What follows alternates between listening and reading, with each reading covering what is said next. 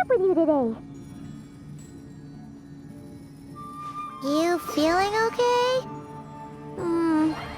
We've been traveling all over lately, so maybe you've come down with something. That's it. We're getting Baiju to check you over.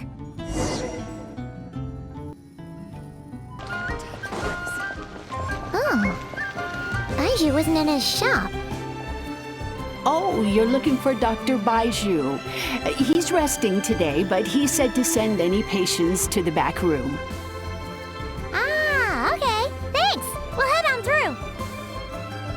Please, show me your prescription.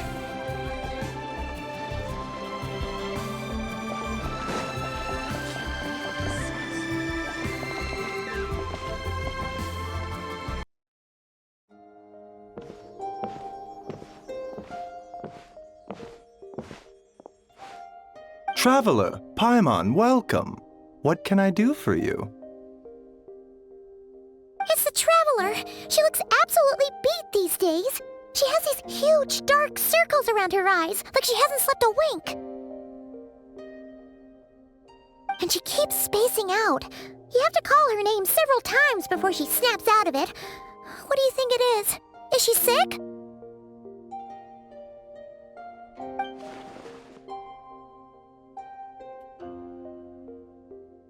Very peculiar. In all the time we've been acquainted, this is the first time you've come to me with a health complaint. Come, let me take a look at you.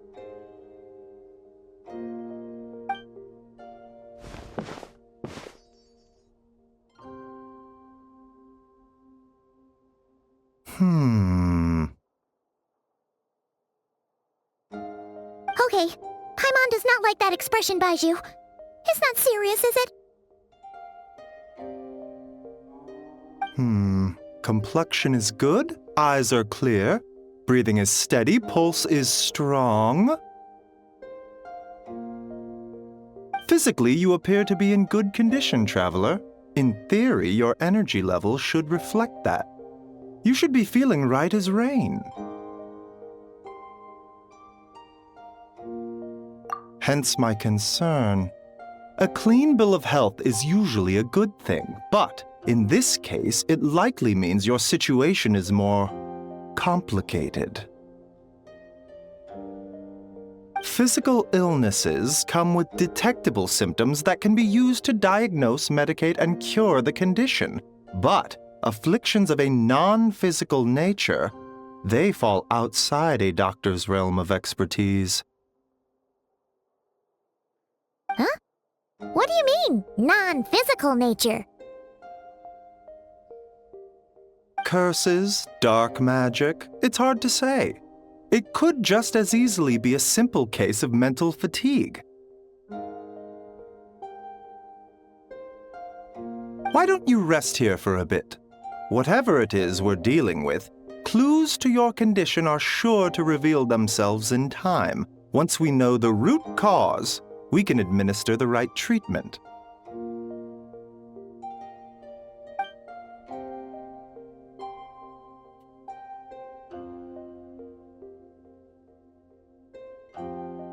In the meantime, Changsheng and I will review the relevant literature for afflictions that present with mental fatigue.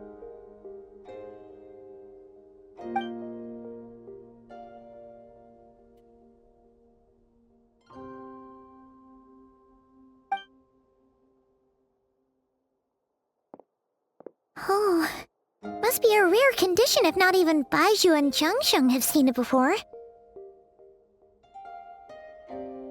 Well, all we can do is take their advice. You look like you're about to collapse anyway. Just get some rest. Paimon will be right here by your side. Fingers crossed you'll be all better when you wake up.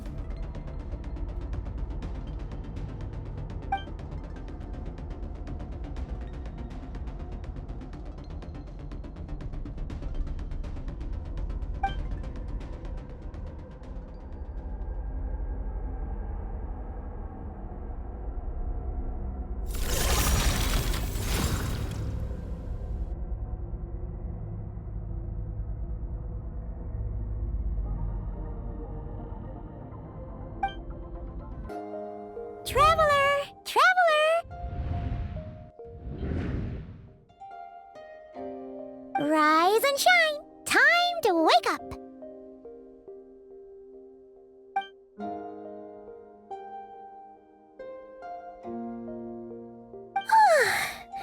For once, you're making Paimon look like an early riser. It's already afternoon. Hopefully all that sleep did you some good. Feeling any better? A cut? What? Did you scratch yourself in your sleep? All right, let Paimon take a look.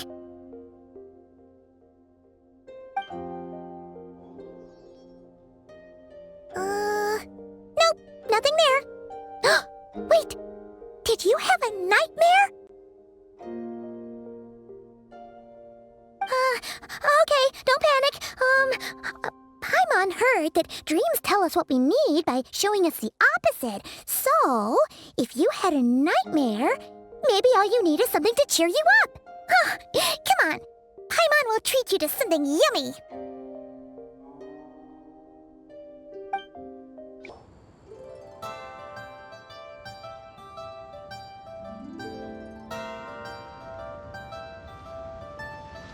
What? So, in this dream, you were trapped in a weird place with thick fog everywhere, and then a spike came out of nowhere and stabbed you in the back? Oh. Okay, well, that's a new one. Are you sure it was a dream? 'Cause from the way you describe it, it sounds like you were really there.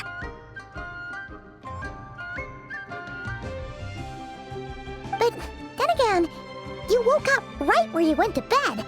And you were definitely in a deep sleep this morning. Then, it's decided. Paimon will stay up and watch over you tonight. If anyone tries to mess with you, Paimon will beat him up. Or, wake you up first and then we can beat him up together.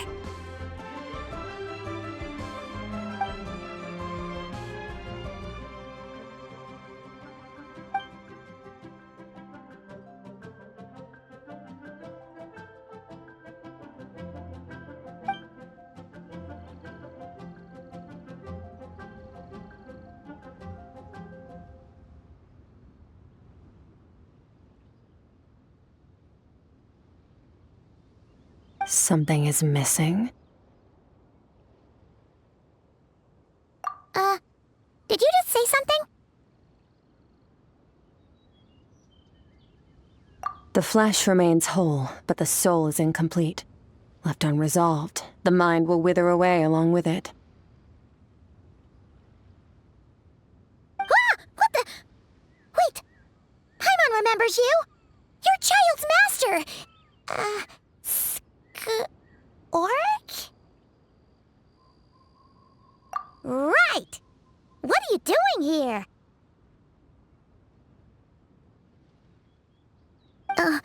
The last time we saw you was at the Primordial Sea in Fontaine, right? But then we left and never learned where you went after that.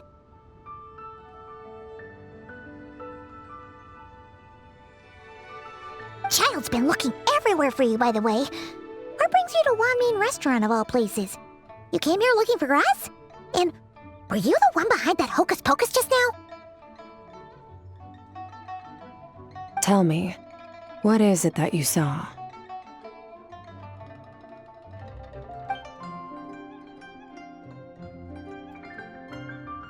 Tight-lipped, huh? I suppose that's fair.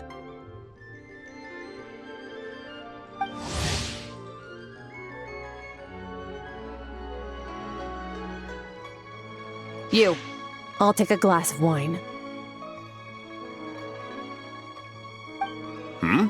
Oh, of course. Coming right up. We make this one in-house. It's not too strong. Enjoy. Chef Mao, I'll take a grilled tigerfish over here. Coming right up. Ah, if I knew we'd be this busy, I wouldn't have approved Shenhe's vacation. At the end of the day, what happens to you is of little consequence to me. I'm not here to try and win you over. Trust me or not, the choice is yours. If you want my help, now's the time to speak up. You have until I finish my drink. I was investigating an abyssal disturbance in the area and happened to notice you. Part of your soul is damaged, and the wound bears traces of abyssal corrosion. Need I say more?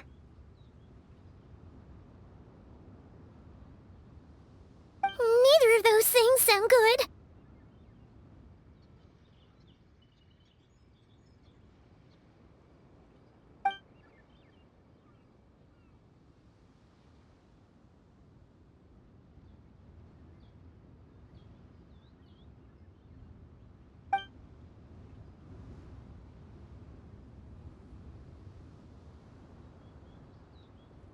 Well, should we trust her? She mentioned an abyssal disturbance. Maybe that has something to do with what's going on with you.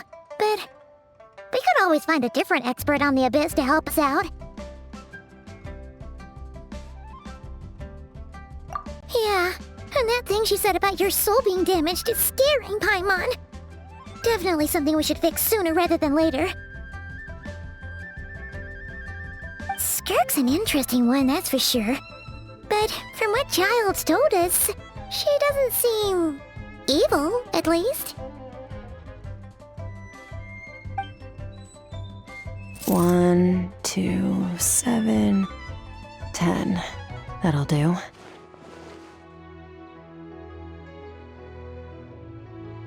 Well, have you made up your mind?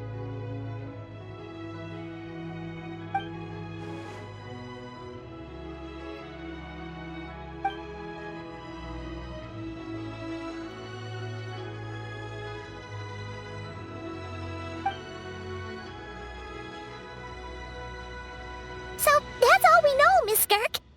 Ma'am, can you help us?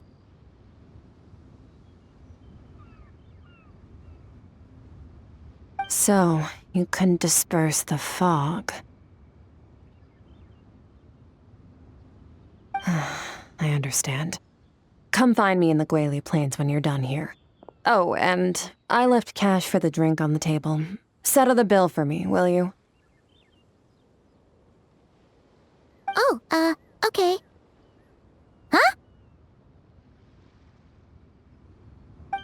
She disappeared!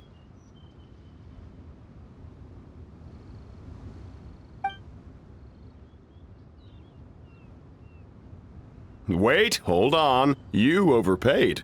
Here's your change. Oh, no. This includes the drink, so it should be the right amount. I didn't think you two ordered a drink. We didn't. It was that lady who came and sat with us, remember? You brought it out to her yourself.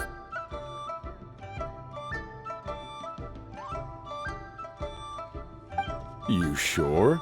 I could have sworn there were only 2 of you at that table.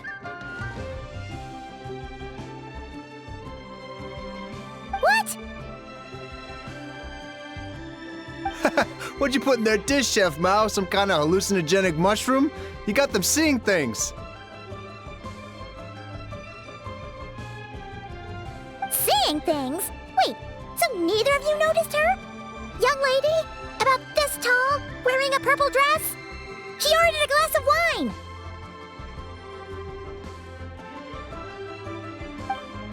Oh, now you mention it, that vaguely rings a bell.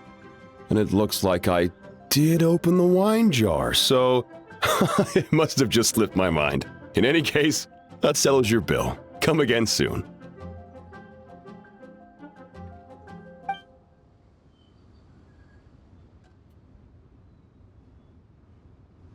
Coming!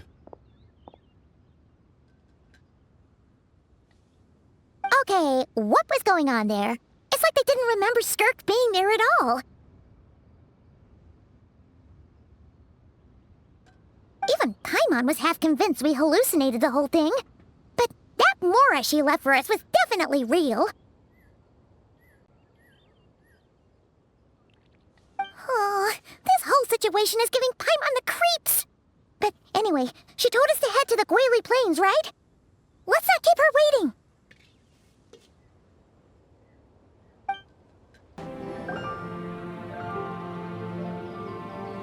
Whoa, what are all these rift hounds doing here? Huh, looks like they're collecting something. Huh. Let's go check it out.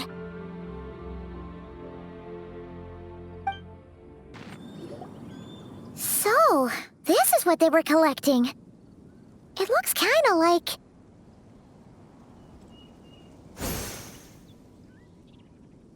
Yeah, what is going on here?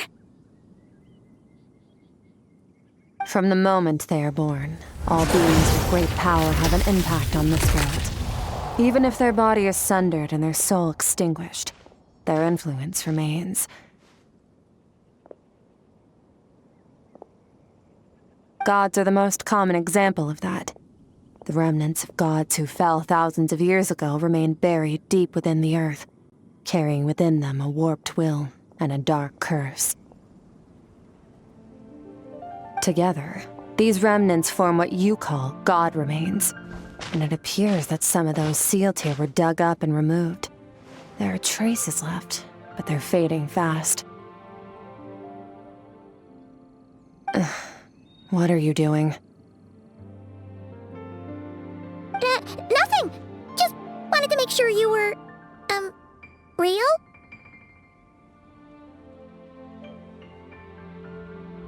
She's definitely not a ghost traveler. Paimon poked her, and she's solid. Your life hangs in the balance, and that's what you're fixated on? Strange set of priorities. It was just a trick to avoid being perceived. If someone notices me, those memories are erased. Simple as that. Unlike you, I have no desire to establish a connection with the world. The weak and the lowly have no right to remember me. They're lucky they only have a few missing memories to show for it. Now, can we please get back on track? Okay. Where were we? Right. The god remains. So, basically, there's now less of them here than there used to be, right? Isn't that a good thing? In our experience, god remains are 100% bad news. A lot of terrible things have happened because of them. Maybe it's a good thing by human standards, but power doesn't come from nothing, and it doesn't just disappear for no reason. The remains aren't just gone, they were taken. Very clever, traveler. You aren't the only one who had something taken from you. There are victims like you everywhere. The only difference being, you can speak, and the remains cannot, so it went unnoticed. Something similar happened in Sumeru. Within the span of one night, countless consecrated beasts were slaughtered, and a large amount of the god remains buried in the desert went missing. Of course, god remains are just one of the targets. The culprit is chipping away at sources of power all over this world, including the Stella Fortuna above. Wait, you mean... the stars? 42 of them have died out in the past few months alone. In Conria, people believed that powerful individuals have corresponding Stella Fortuna. Even should that individual fall, their Stella Fortuna would not disappear, but gradually evolve into a new constellation. Yet now, stars are disappearing from the skies entirely, and it's not hard to deduce what's happening to the power they contain. Something has been leeching power from this world like a parasite steals nutrients from a host.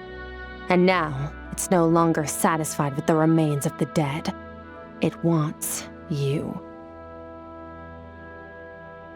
This time, it only took a fragment of your soul. But next time, there's no telling how far it could go.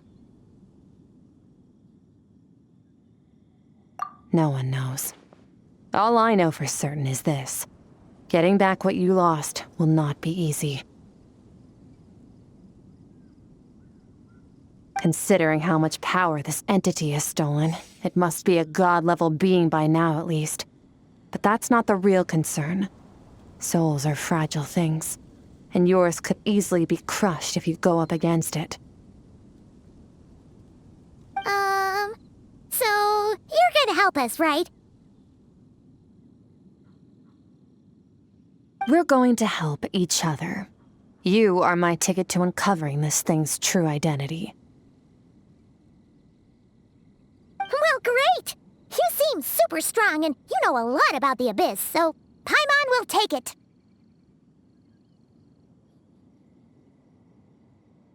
Don't get all mushy on me. All I'm doing is helping you get back to normal after a sudden crisis. And I should warn you, getting mixed up with me can have unforeseen consequences. We're on very different journeys. You don't want to be in my debt, trust me. You help me uncover the truth behind this entity, and I'll help you recover what you lost. This is a transaction, that's all. You would do well to remember that. Now, come along.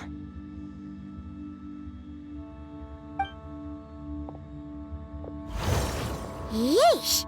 You'd think she'd be a little friendlier since she's agreed to help us. But nope, she's just like when we met her in the primordial sea. So cold. Well, whatever. If that's how it's gonna be, then she doesn't deserve our friendship. What she does deserve is a super embarrassing nickname. Ah! Paimon's got it! Frosty the Lavender Melon! Serves that ice queen right! Anyway, the important thing is that we get that piece of your soul back. So, let's follow her and see what sort of plan she's got.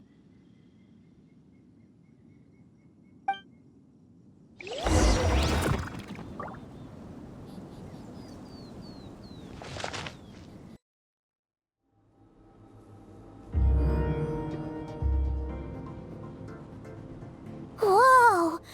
This place is way bigger than Paimon expected. Where are we? This is where I live. I suppose it's the closest thing I have to a home here. It is. I brought you here because time flows differently in this place. I don't know how much Ajax has told you, but when he fell into this space, I mentored him for 3 months. In that time, only 3 days passed in the outside world. Ajax? Oh, right! That's Child's real name! Yeah, Paimon remembers him mentioning something like that. So, a month here is equivalent to 1 day in the outside world? That should mean we're safe from that power-hungry soul snatcher for now, right? Yes, well, I didn't bring you here just to show you around. In the outside world, the Traveler could be attacked at any moment, but coming here has bought us quite a bit of time. Now, we just need to figure out how to investigate that place you saw, the one full of fog. Both your description and the abyssal disturbance I felt point to that space having some connection to the Abyss. It could even be a domain similar to this one.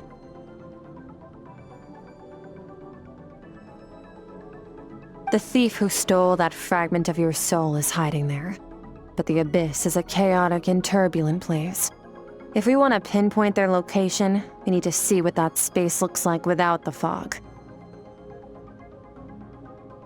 Abyssal power can grant a special form of sight. Have you ever wielded abyssal power before? Okay. Do you plan to learn?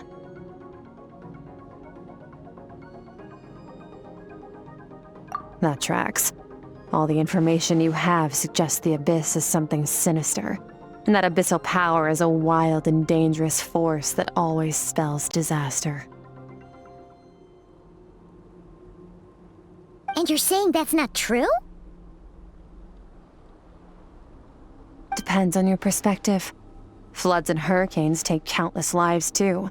But if one day you gain the power to control them, what was once a calamity is now just another tool in your arsenal. I'll respect your opinion, though. Just means we have to turn to the second best option. A little abyss crystal that contains my power. Wear it on your head, and we'll be able to perform dream mirroring when we fall asleep. Dream mirroring? It means experiencing whatever the other person is dreaming. Everything they see, think, and feel. Since you haven't studied the art of using abyssal power, and have no plans to jump in the deep end right now, I'll have to do the investigating for you. With dream mirroring, every time you slip into a deep sleep, I'll see with my own eyes whatever scene plays out in your mind. Then, I can guide you through the dream environment, and we'll take back what was stolen from you.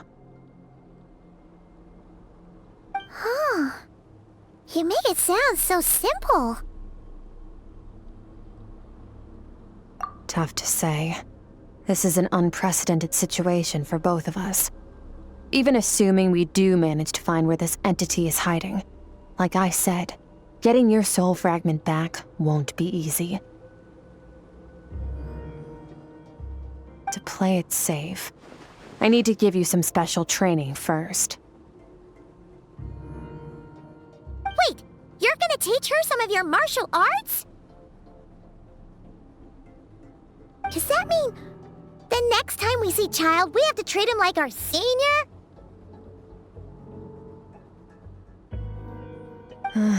Do as you want. For my part, I don't see you as my disciples. You're already a pretty good fighter. All I'm planning to do is build on your current skills and train you for the specific scenarios that I think we might face.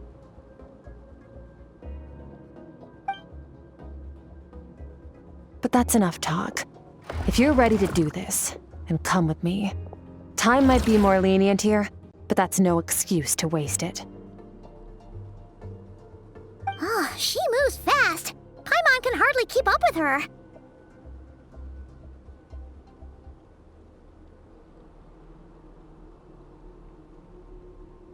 So, special training, huh? Kind of a rare opportunity. With your skills, there's not a lot of people qualified to train you. The last time something like this happened was probably anti-Raiden Shogun training, right? Oh, feels like a lifetime ago. Skirk seems pretty strong too, though. Remember how she said that the all-devouring narwhal was just her master's pet? Maybe we really will learn something here.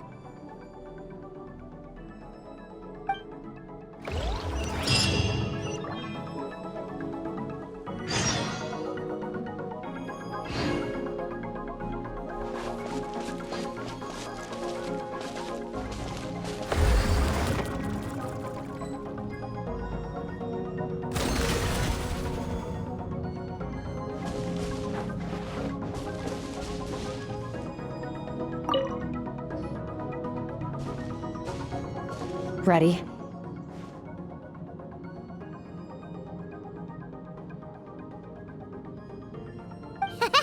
Bring it on! Your training will be split into 3 stages. Testing your blade work, elemental abilities, and reasoning skills. We'll start with blade work. You're no rookie in this area, so I won't bore you with the basics. During your long journey, you've no doubt sparred with a lot of talented sword fighters. Consciously or not, you will have picked up all kinds of techniques from them. You bet. There's Kaya, Master Jean, Kuching. Oh, and Kazuha, Ayaka. Yeah, we've met sword masters like you in every nation we've been through. You sparred with a bunch of them too, right? Nice to know it's all gonna come in handy now.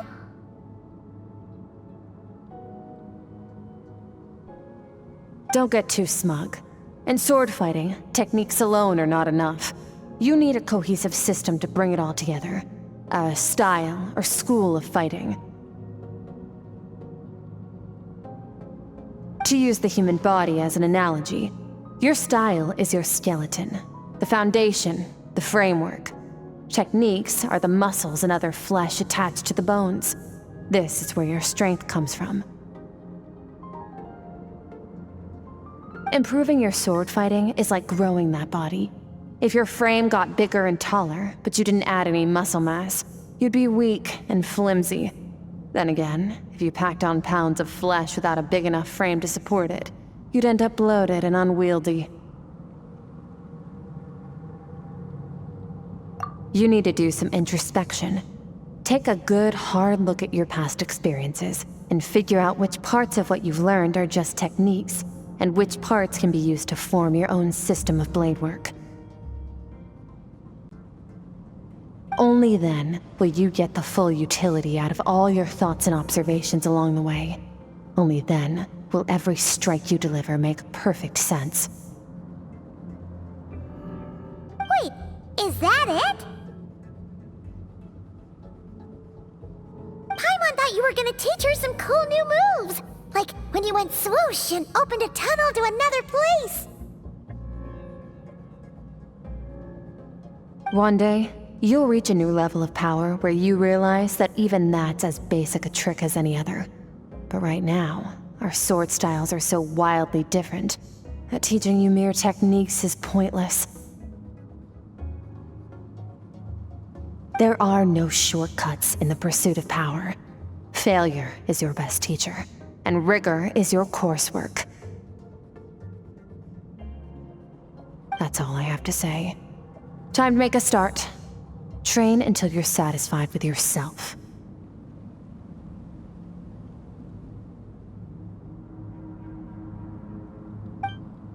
Now focus. Destroy the crystal columns as swiftly as you can.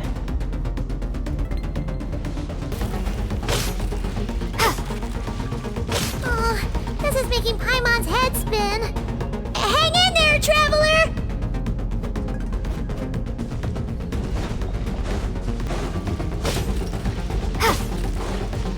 Windblade!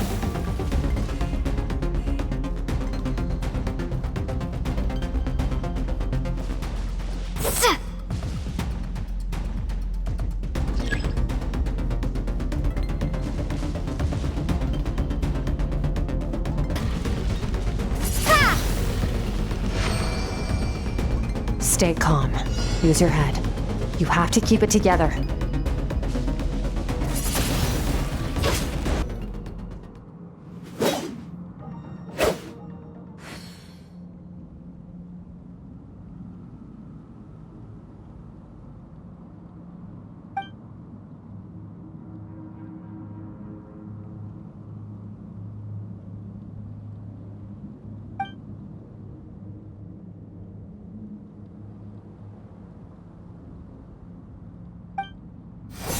This moment will be frozen in time. Cut to the chase!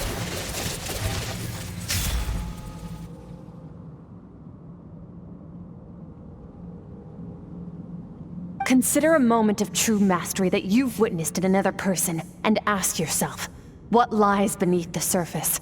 What's their guiding philosophy? What's their state of mind as they maneuver their weapon? Now take that and practice it right away with speed, skill, and strength, over and over, until your hand is one with your mind. This is the only path to true growth.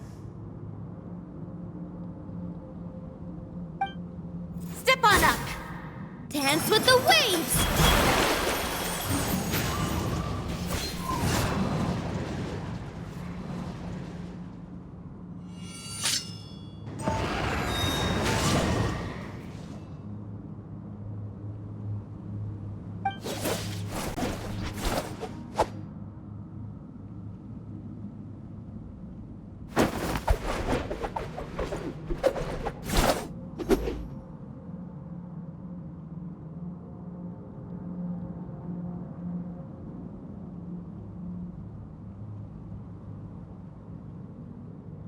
If you start to tire, empty your mind, but do not stop. Stay in that frame of mind as you keep up the fight. Get rid of all redundant movements. Imagine your sword is an extension of your own body. Wield it just as you wield your arms, hands, and fingers. 'Twas on a deserted, moonlit night that the hero approached the vile dragon's limpid lair. Ring cutter! Feathers fleeting wet, the white heron treads water, a sight without flaw. Master of Inazuma Kamisato art Tachijutsu.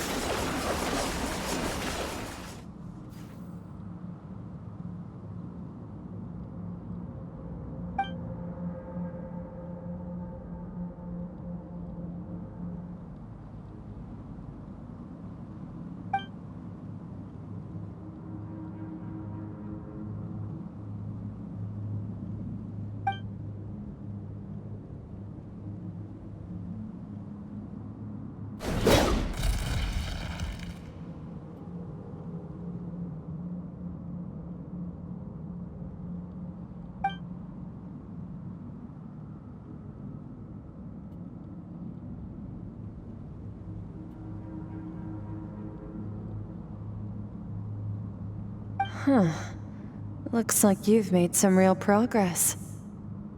That concludes your training session. Awesome! Paimon knew you could do it! How do you feel? As you should be. Time flies when you're training hard.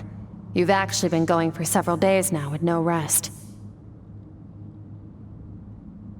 Yeah, meanwhile Paimon's had a whole bunch of naps. But you were so focused, she didn't want to interrupt you. Go get some sleep. I'll be doing the same very soon. Let's hope you see that foggy place in your dream, so I can get this investigation over and done with.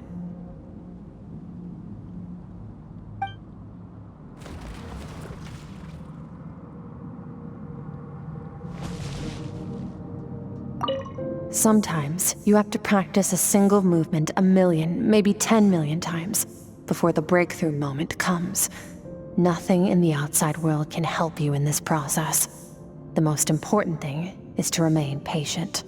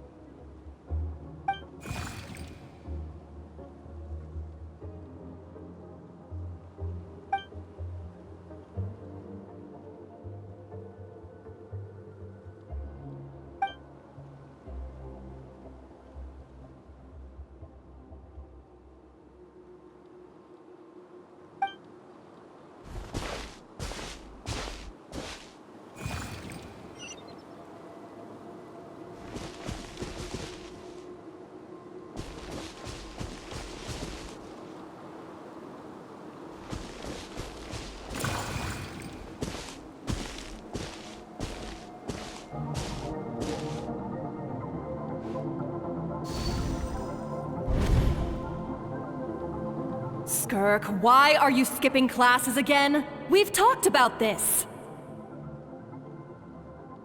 'Cause he's a crabby old man, and he's a boring old man. I don't like going to his classes. Excuse me. You shouldn't talk about your teacher like that. It's very disrespectful. All right, let's not get into a big fight about this. Skirk's learned what she needs. There's no point forcing her to sit through more classes if she doesn't want to be there. But I'd still love to hear about what you got up to yesterday. Why don't you tell your dad all about it? I went diving, and I saw this huge fish. I never knew they could get that big. It looked kinda dumb, though, with that stupid big fat head. I tried to shake its fin, but it just spat water at me. Oh, and today, I'm gonna go to that prairie up north. There's supposed to be this giant bird there that can spit fire. I bet if I climbed on its back, it could fly me all the way to the stars. Then I suppose your old dad should get one as a pet too. Otherwise, how are you gonna hear me call you for dinner up there in the stars? When it's time to eat, I'll come back on my own, silly. Anyway, gotta go. Bye, Mom. Bye, Dad.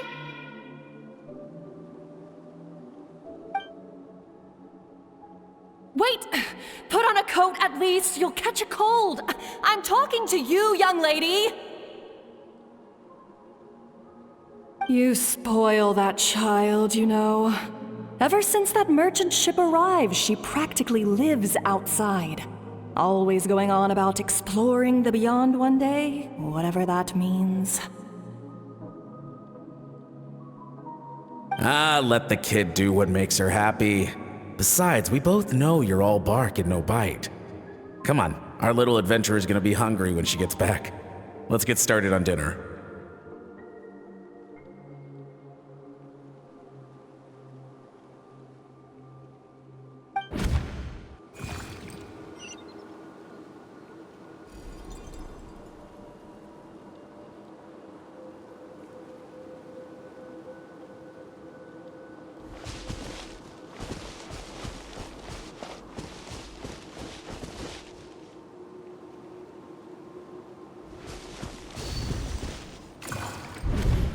The stars shimmer high above. But what lies beyond the stars? Mountains as far as the eye can see? An endless snowy plain? Or maybe buildings taller than the sky, like the people from the merchant ship said? I can't be the only one asking these questions. The universe is fascinating. If only I could meet some other people like me. We could set sail together and explore every corner of the world. I'm sick of being a kid. There's so many amazing things out there, and I'm ready to see them all.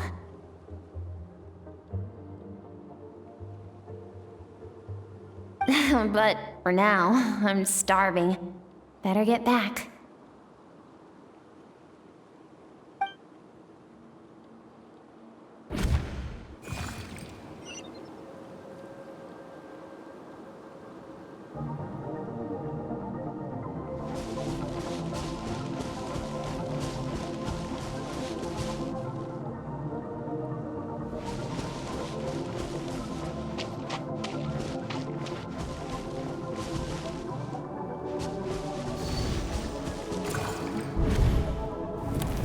Don't let a single one of them get away!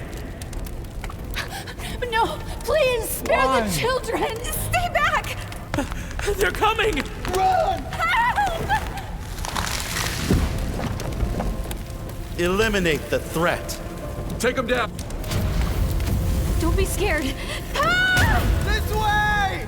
We'll never make it! Fire. There's fire everywhere. What happened?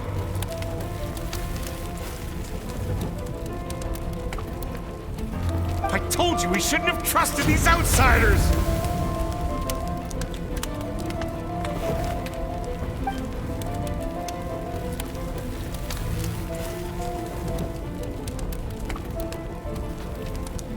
Why are you doing this? What did we do to deserve this? We welcomed you with our finest food and drink, showed you the best our home has to offer, gifted you cloth dyed by our own hands. And this is how you treat us? Run! Save yourselves! Captain, Zone 3 is clear and we have Zone 2 surrounded. Begin extermination. Remember the orders from Upper Command. No one is to be left alive. Rest assured, sir. We have enough munitions to annihilate these savages and burn their entire civilization to the ground. Good. The only ones who put up a real fight are that man and his wife, correct? What's their status? We shot the man in the ankles and the wife broke her wrist attempting to fight back. They won't be doing much more fighting. They're holed up in their home for now, but they won't last long. To prevent them from making some kind of last stand, we're planning to clear out the other zones first so we can send a bigger squadron to surround them. Well, well. Turns out some of these beasts do know how to use their claws. Now the threat these savages pose will be undeniable. Let them cling to what's left of their lives for a little longer. Once the other zones are cleared, I'll cut off their heads myself.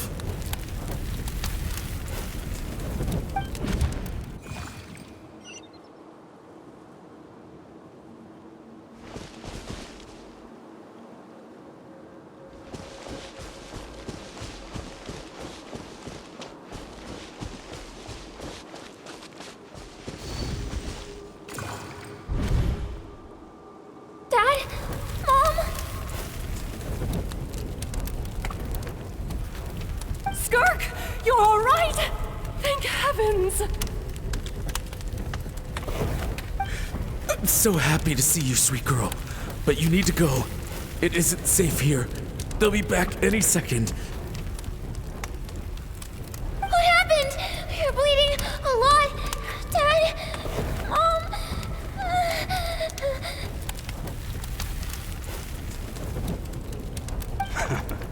This is the place. Alert all units. Prepare to surround. Run, Skirk! Run as far away as you can! Don't trust anyone! Your dad and I, we're not afraid to stare death in the face, but we need you to survive. My clever girl, so curious. You're already so brave. I know you're going to grow up to be such a positive light in this world.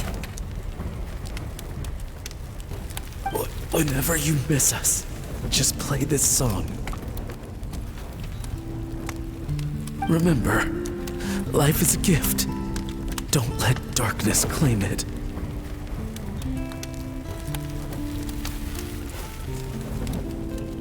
Break down the door! Look what we have here.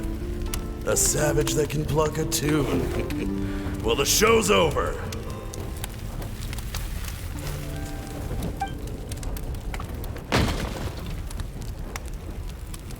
You! Stop singing! Shut it! I said shut it or I'll make you! Fine. Have it your way!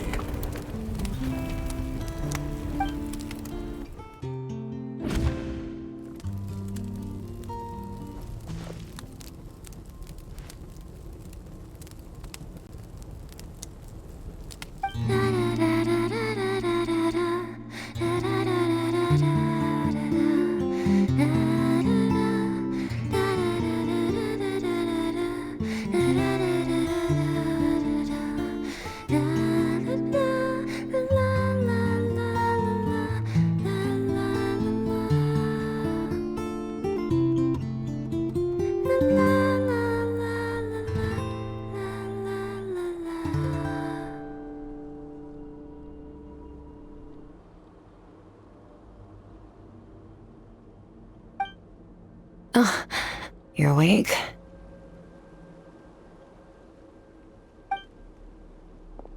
I found a few clues while you were asleep, but it's only a start. Now, time for the second stage of your training. This time, the focus is elemental energy. Come find me when you're ready to begin.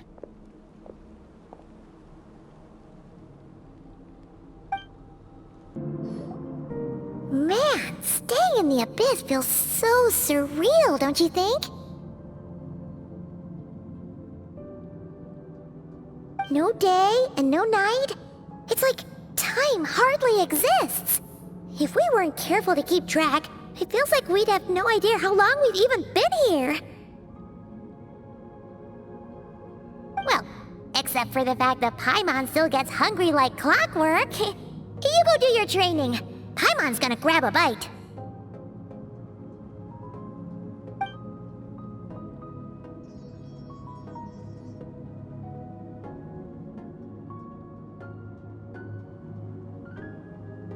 The way I see it, the pursuit of power is divided into 3 stages.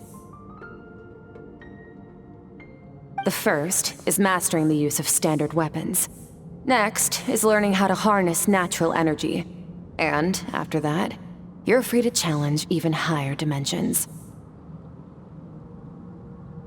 The natural energy of Teyvat is, of course, elemental energy.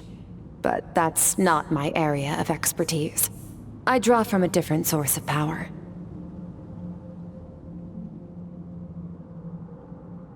Abyssal power, yes. Also known as the power of the Void Realm. My master, Sertologi, is a true expert in that area. After all, he was one of the group of 5 that infamously stole the all-encompassing power of the Abyss, an act for which the people of Conria gave them the epithet, the 5 Sinners. The elemental energy of Teyvat, on the other hand, is derived from the power of the Light Realm. These 2 forms of energy exist in direct opposition to each other. Suffice to say, there's not much I can teach you this time.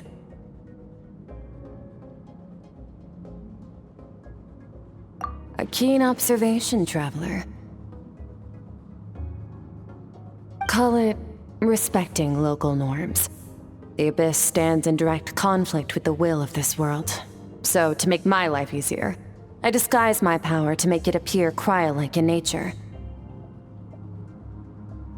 It's a technique I learned from some Conrian ruins, known as the 7 Shifting Serpent.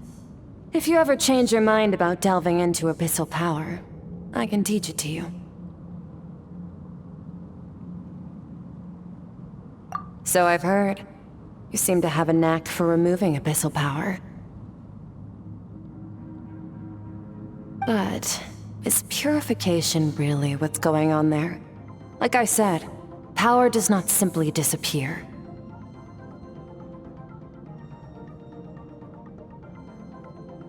Just thinking out loud. Let's focus on your elemental training. That's what's gonna help us if the situation gets tricky. True growth comes from adversity, but only if you make the choice to pick yourself up again every time you fall. So, it's time to push yourself to the limit, and then keep pushing. This is the only way to advance at pace. Use the power of Animo to clear the field as fast as you can.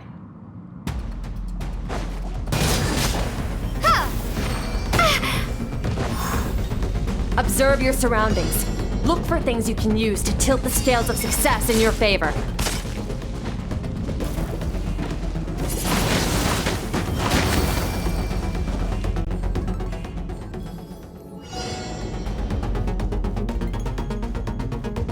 Use the power of Hydro to destroy the spikes.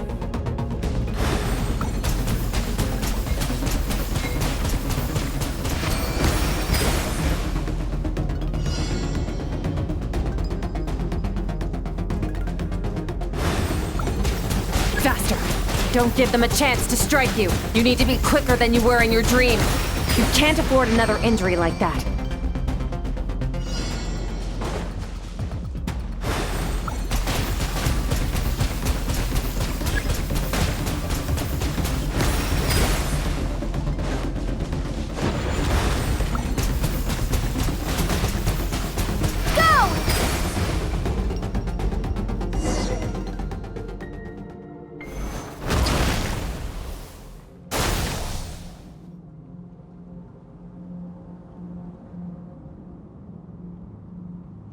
You need to understand what makes you special. The ability to wield elemental energy without a vision and switch between the elements at will. It means your aspirations need no approval from the gods. Your power is not bound by the rules of this world. So be bold. Do not be afraid to chart your own path.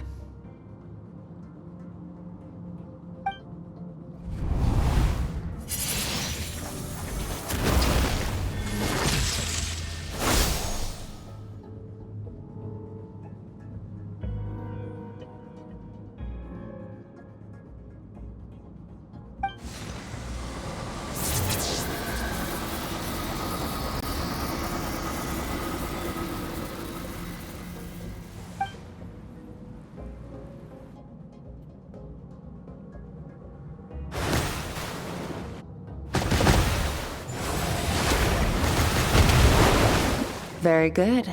It seems you've reached a deeper level of connection with the elements. Long enough for you to lose yourself in your training, which is a good sign. Relentless practice with the elements has drained all your strength, but it's also what allowed you to make progress.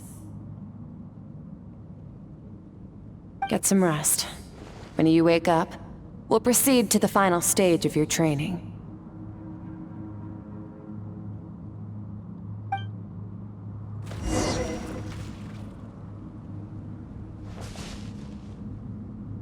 If you wish to master the elements at a fundamental level, you must see the entire natural world. Nature in all its places and forms. That is part of what it means to be a traveler.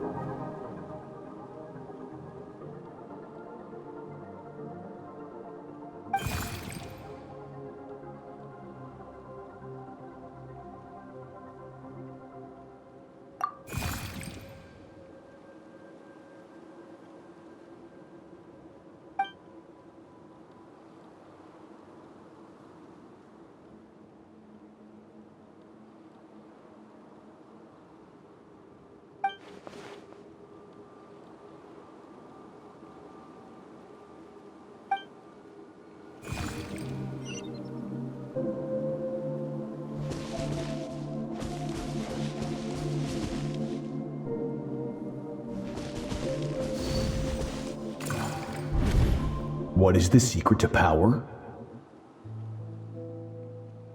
Longing, hatred, self-preservation.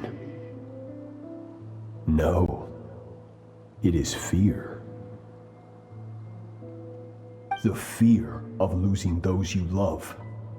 The fear of watching your home burn. Fear of loneliness. Fear of death. Fear is the source of evolution. It forces humanity to adapt to their environment and overcome hardship. It is in the process of prevailing over our fears that we surpassed first ourselves and then the rest of the world. That fear is now part of you. It calls on you to evolve. And it is time to answer.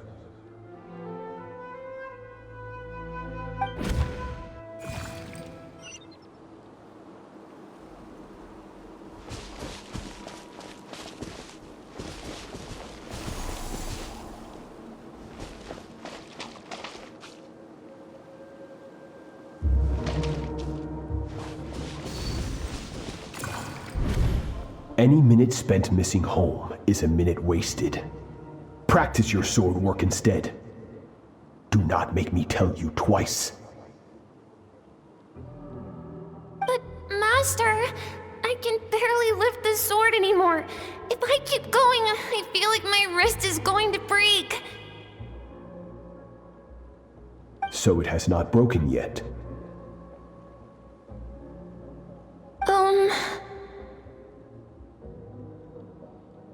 Then pick up your sword and keep practicing until it breaks. I want to hear the cracking and splintering of bone. After all, bones can always be reset.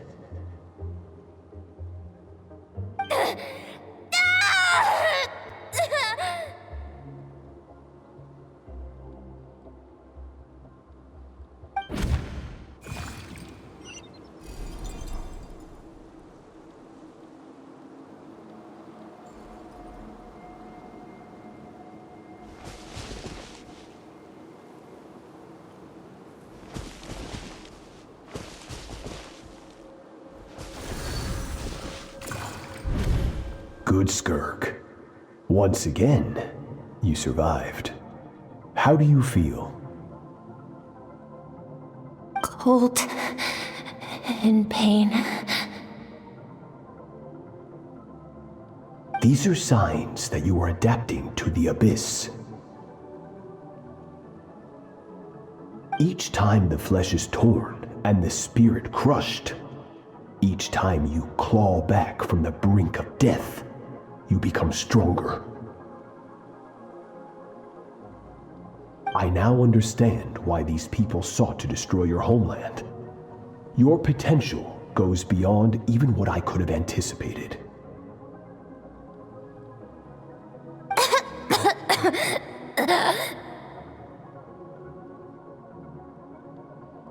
But you still have much to learn in your pursuit of strength.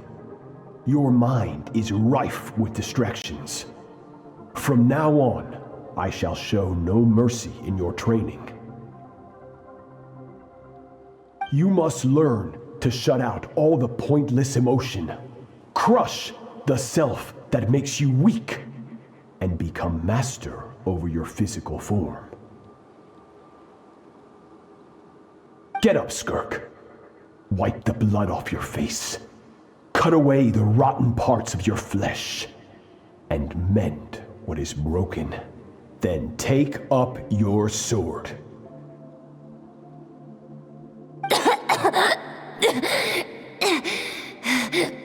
Yes, Master.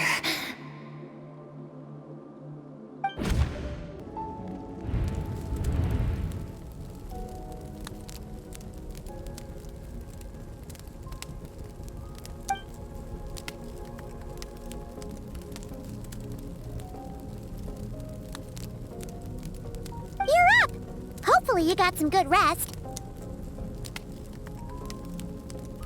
Skirk said to tell you that she's ready to start the final stage of your training whenever you are. So, want to head over now? Or did you want to wait a little?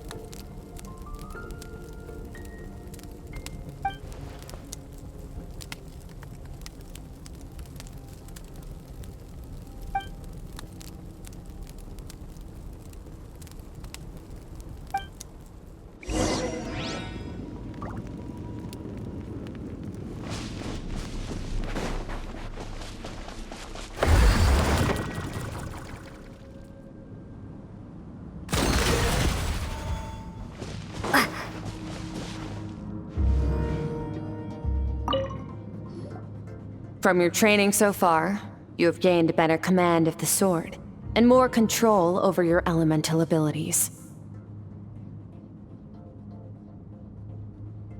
That's only part of it. Experience is the real teacher. Your journey, the friends you have made, the dangers you have faced, these have taught you more than I ever could. Now, it's time to focus on how you react under pressure. You must be able to think rationally, even in unpredictable combat situations. To simulate this, I'm going to attack, and you're going to block. Ready?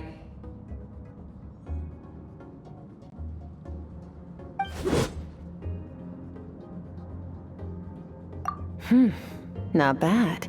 That defensive stance looks near unbreakable. Just like your brother. Oh, that reminds me.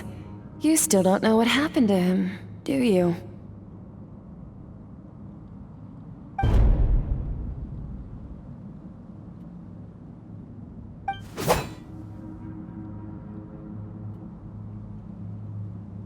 Hey, no fair! That's cheating!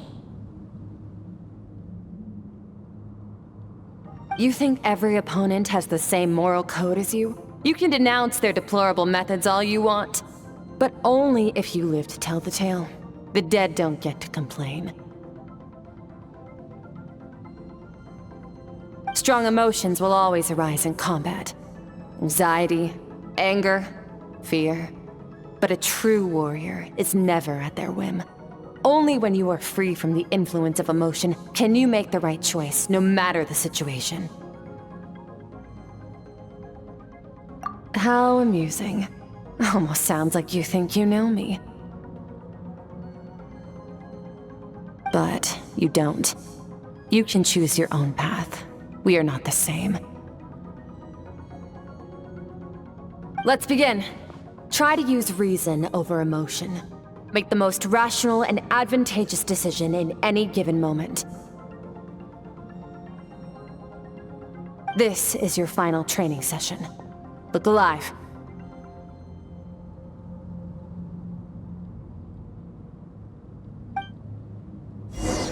Same drill as before, but this time I'm going to interfere. Hold your focus.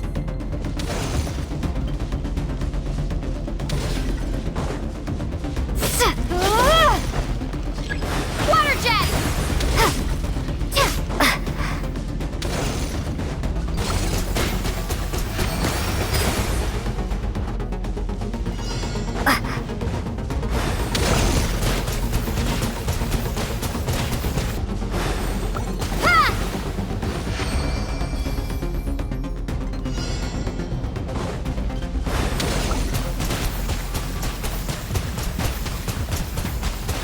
Not bad. Better than I expected.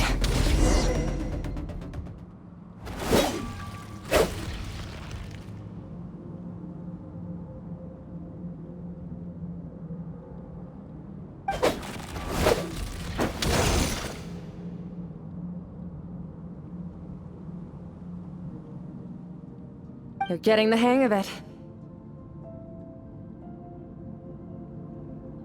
The first step to controlling your emotions is controlling your mind.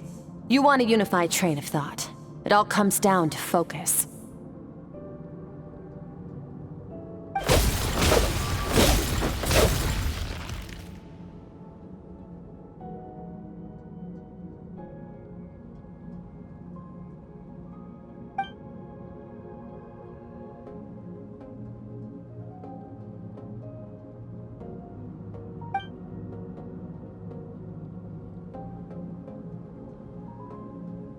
Your mind is rife with distractions. From now on, I shall show no mercy in your training.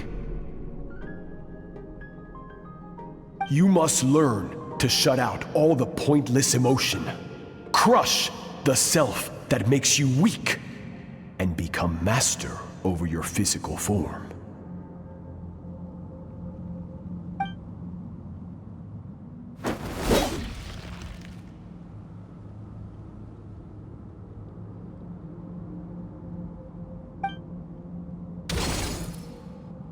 Stop. Let's pause here. One look, and I can tell your mind has wandered. That's to be expected. There's a limit to how long a human being can concentrate on one thing. Staying calm and focused sounds simple in theory, but in practice, it's more demanding than sword work or elemental abilities.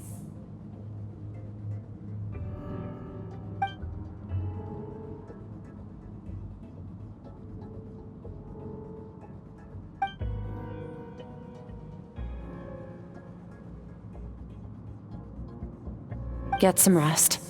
No point training further if you're already dead on your feet. Like I said at the beginning, the only goal of this training is for you to reach a point that you're satisfied with.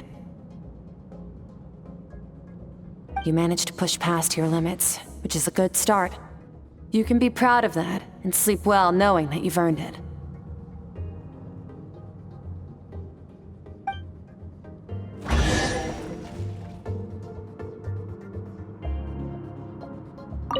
Warriors will train day and night to perfect their skills.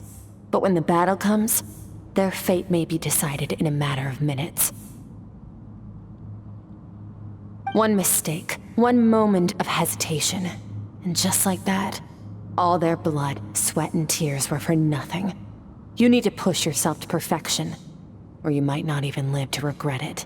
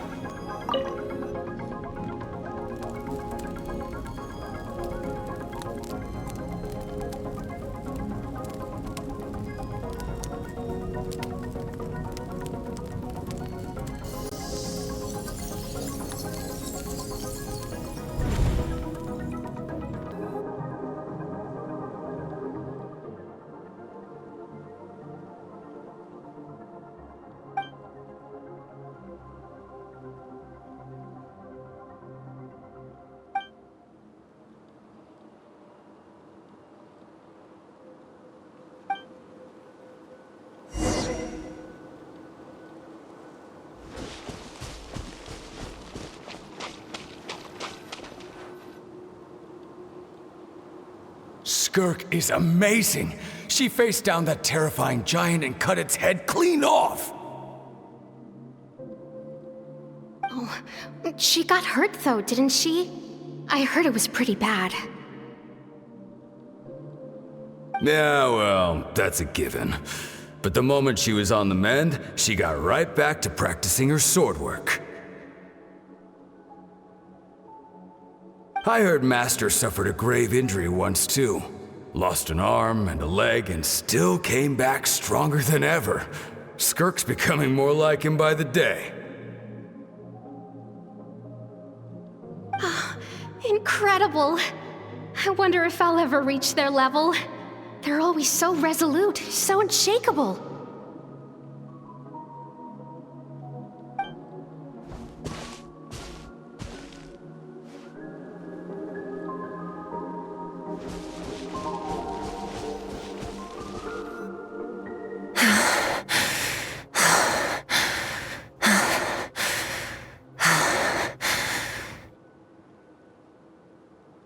Pathetic. You're not even trying.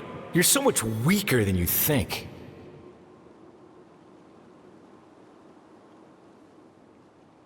Skirk, have you become a positive light in this world?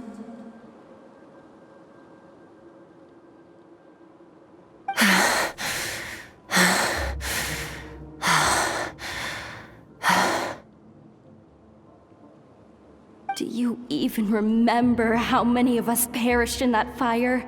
How many bodies were left to rot on the scorched earth? Yet you alone live on.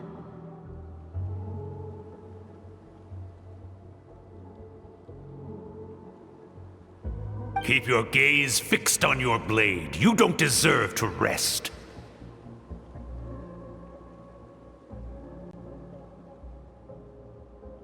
I have so many questions.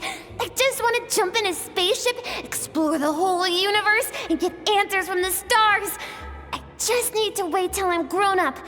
Then I can do anything.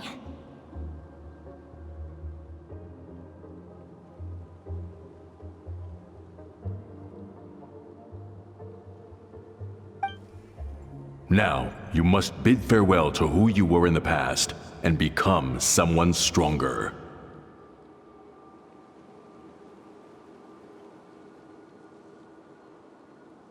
Run! Skirk! Run! Only death awaits us here. Keep running, and don't ever look back.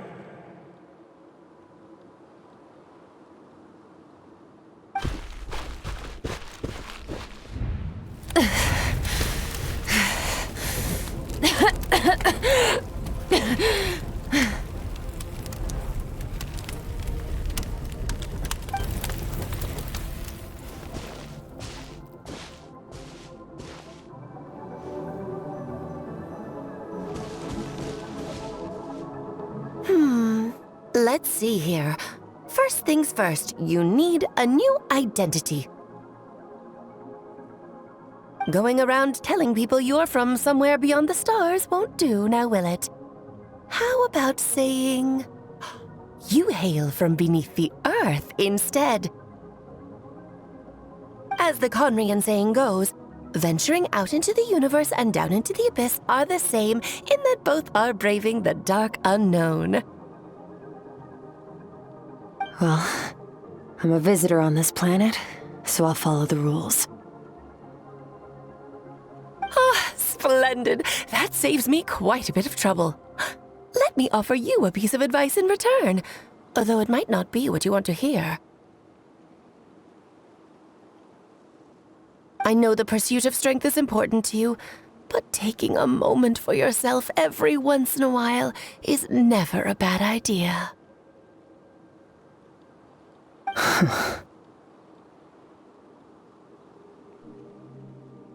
Ignore her existence for too long, and there will come a day when you can no longer hear her voice.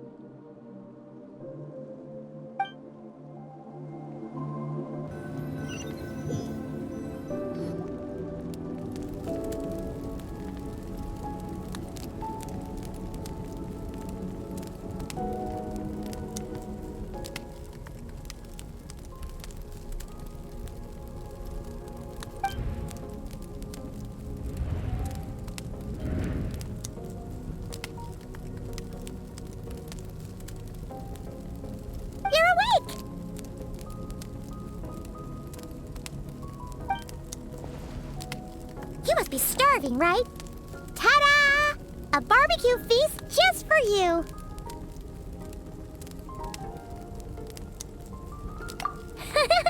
Of course you are! That's why Skirk and Paimon got this all ready for you. Dig in, before it gets cold. Ah, well, if you're around someone long enough, it's bound to happen. Plus, Skirk can cook. So, Paimon decided she can forgive the whole Ice Queen thing. Paimon's not one to hold a grudge. Here's an idea. Let's save the chit-chat until after the meal.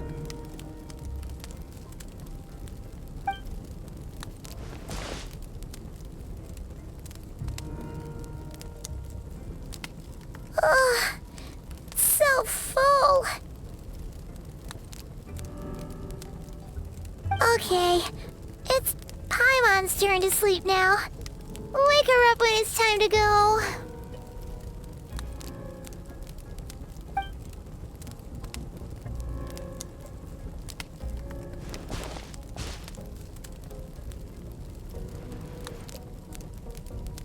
I have good news. First, your training is complete. You have what it takes to wield immense power. Now it's just a matter of putting it into practice. Continue to learn from your journey and hone your skills against formidable opponents. Second, I've located the culprit we've been searching for. Next, we just need to retrieve the missing part of your soul, and our business will be concluded. When Ajax trained with me, he once told me he was bursting with questions. So I allowed him to ask me 3 of them before he left. You and I may never meet again, Traveler. So if there's anything you want to ask me, now's your opportunity. Just like Ajax, I'll answer 3 of your questions.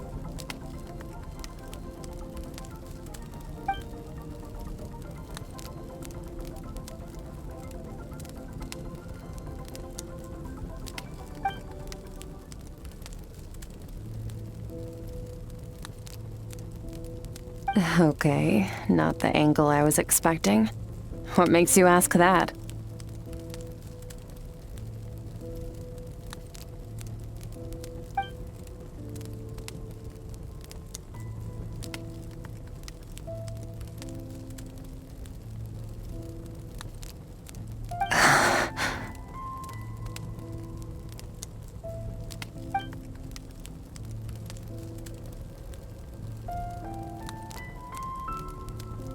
I knew that was a possible side effect. Closed off my mind to you for that exact reason. Even with the dream mirroring, you should have seen nothing but endless darkness.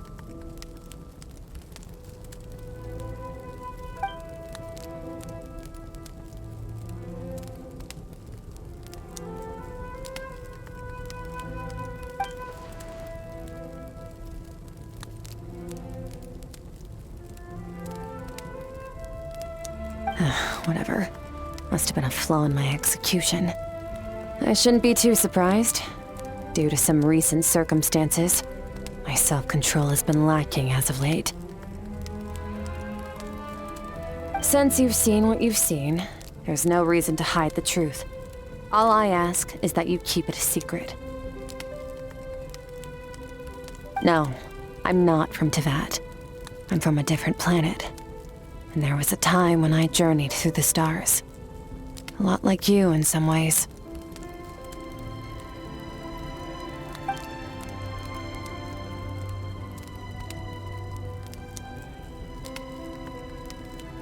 No, we're different in that respect.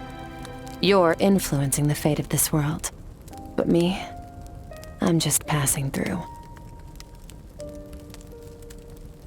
Several hundred years ago, my master, Sertologi, opened the border between worlds and sent me here. But this is not my home. And one day, I'll return to the vast unknown of space. So, there you have it. On to your second question.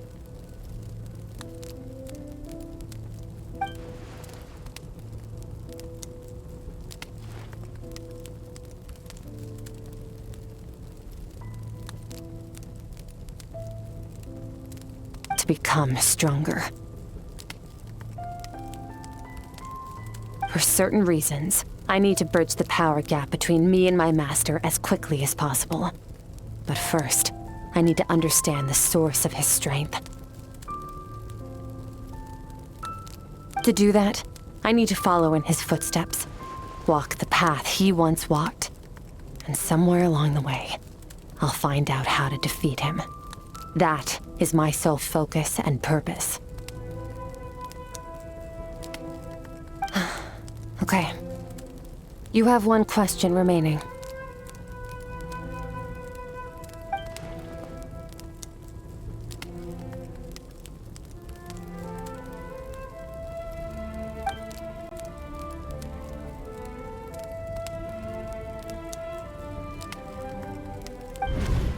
You make it sound so easy. Ever since the incident I experienced there, I've never stopped searching for Master Skirk and that unknown abyss. But it's been years now, and I've still found nothing.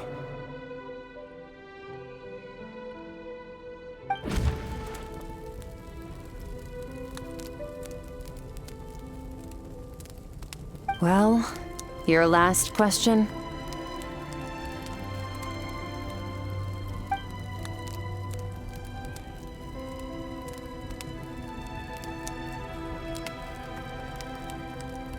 Ajax.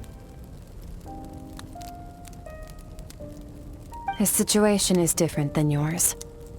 Before you ever crossed paths with me, you'd already encountered many formidable people, studied their techniques, and developed your own skill set. So, during your training, all I had to do was build upon that foundation. But Ajax was so young when he came to me. Complete blank canvas.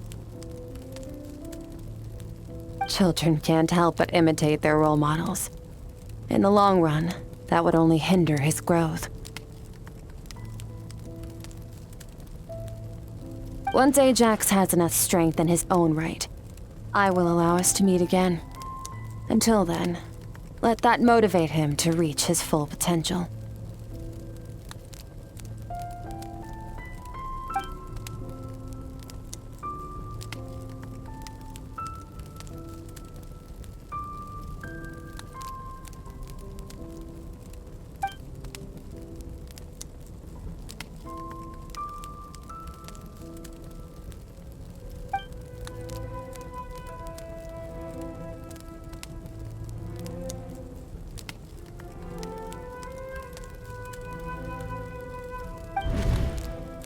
Unlike you, I have no desire to establish a connection with the world. The weak and the lowly have no right to remember me. They're lucky they only have a few missing memories to show for it.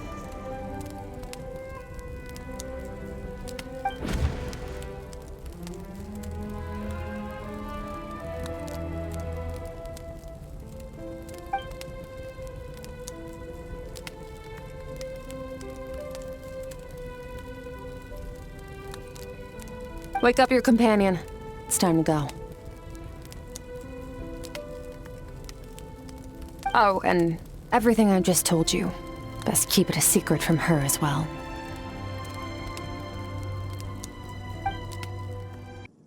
Time to go. Oh, finally. Where are we headed? Just follow me. I'll open an abyssal rift close to the culprit's location. It will take us to where he's hiding. Wait, this is near the chasm, right?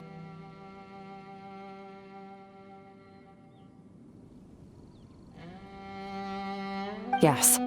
If we enter from here, we'll be able to reach that place from your dream. You have some experience with abyssal domains by now, but still, this is someone else's territory. Best to proceed with caution. Don't worry, Paimon's an expert at hiding behind other people for safety. Oh, but, that means you need to stay safe, traveler. All right. Remember your training. Time to put it to use.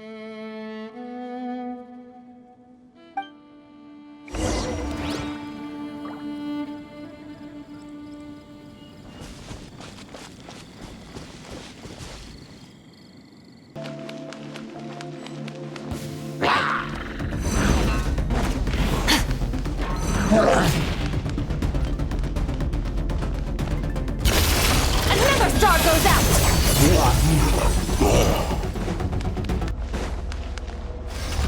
Whoa! Look at all these spikes! Careful! Don't get hit! You know what? Paimon's just gonna float behind you. Come on, you got this.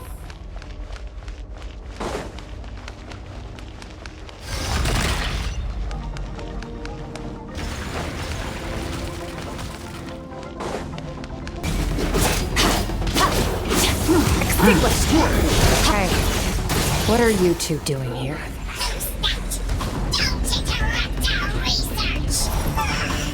Were you drawn here by this mysterious power too? Dusty, like an abandoned house. Let's press on.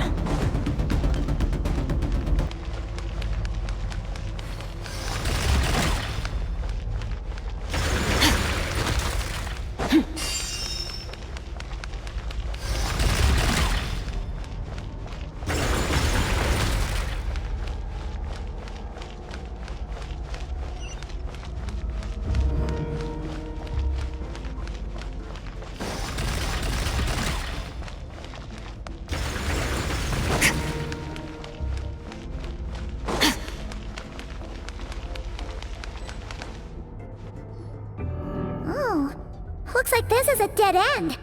Did we make it to his hiding place? Ugh, this fog is making it impossible to see anything! This should be the place where you were attacked, traveler. The missing part of your soul should be nearby. Can you sense where it is?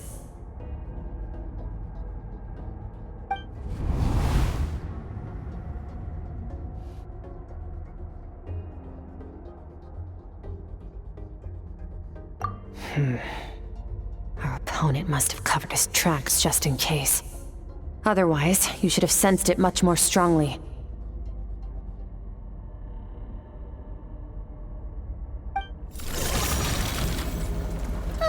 Hold on! Look! The spikes are back! Stay calm. Let's hold back a little. Give our enemy some wiggle room so we can see what we're dealing with. If you're too reckless, you might be playing right into his hands. Our enemy took part of your soul for a reason. It's likely he integrated it into his attack somehow. If we're smart about this, we can track it down.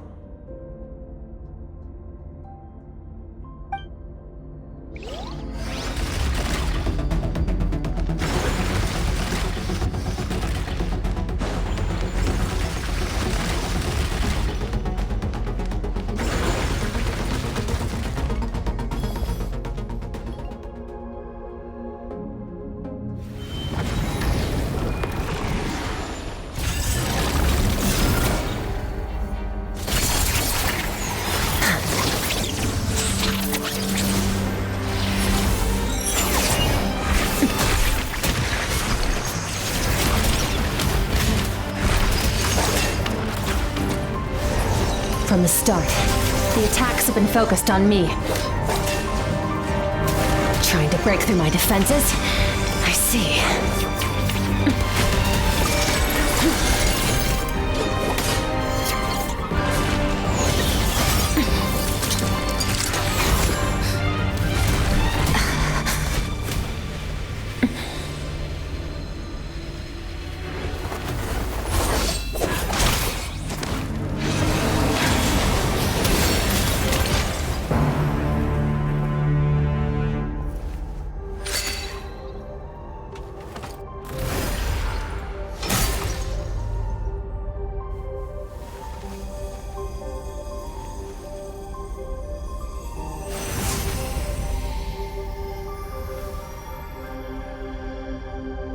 There. I got it back. Traveler! Skirk! What happened? It looked like Skirk just got...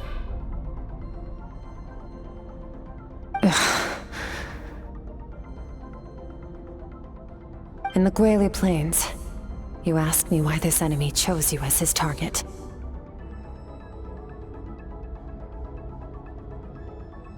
Now, the answer is clear.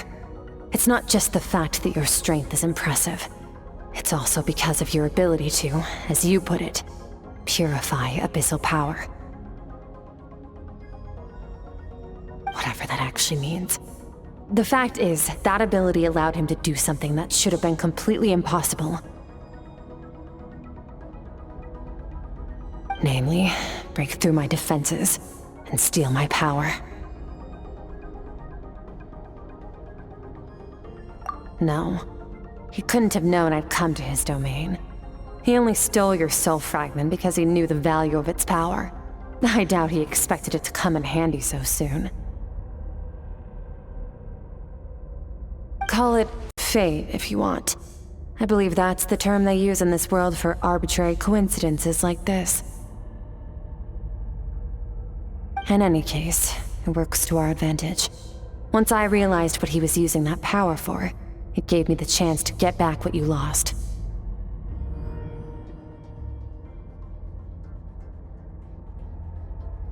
I'll cope. Well, done gorging? Good. Time to answer some questions.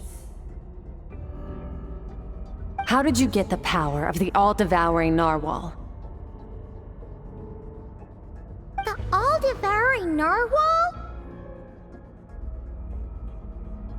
Oh, of course! Paimon knew that spike thing looked familiar. It looks just like that narwhal's horn!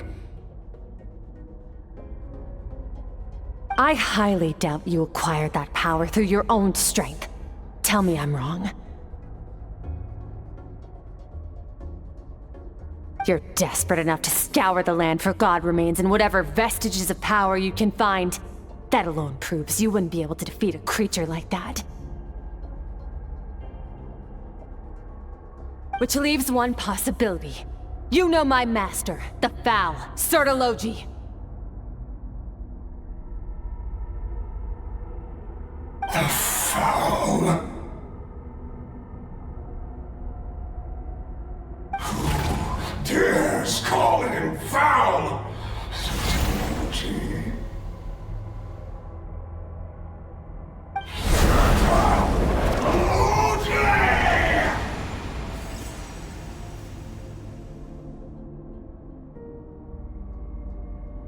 What's wrong? Bit off more power than you can chew? You're struggling to hold a basic conversation. Just a little longer. I'm still...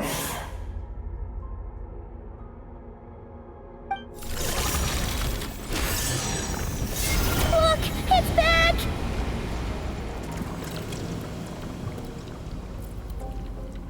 Those obsessed with power will let it devour them before abandoning their pursuit. Keep calm and use reason to decide the best course of action.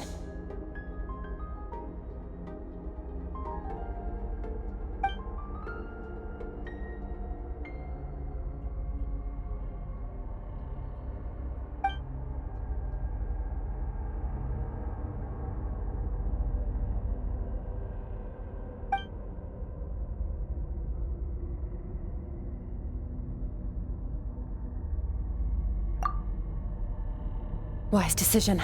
Final victory doesn't always come after a single battle. You've got your soul fragment back, so we both got what we came for. Let the enemy draw breath while he can. It won't be for long. Get us out of here, Traveler. You'll need to lead the way this time.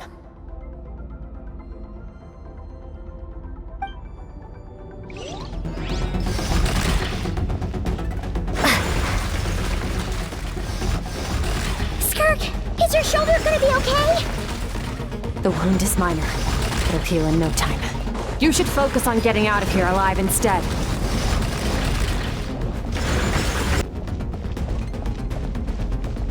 Uh-oh! Falling spikes! Run!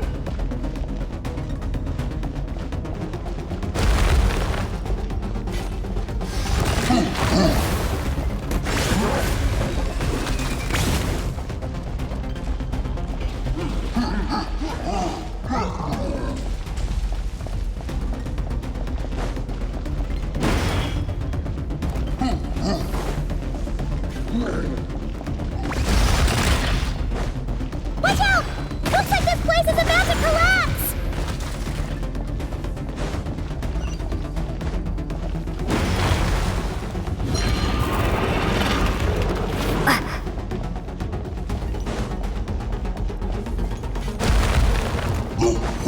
So, this guy's power has something to do with the all-devouring narwhal. Did you know that all along, Skirk? I had my suspicions. That's why I decided to investigate in the first place. But suspicions only get you so far. I needed to verify it for myself.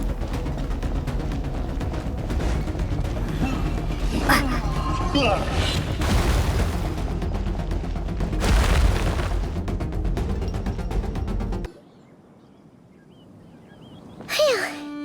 Oh, we should be safe here, right? I no longer sense his presence. Can't have followed us out of that abyssal domain. Weaklings like him will find that my power is not so easily controlled. He won't be leaving that place until he's managed to digest it.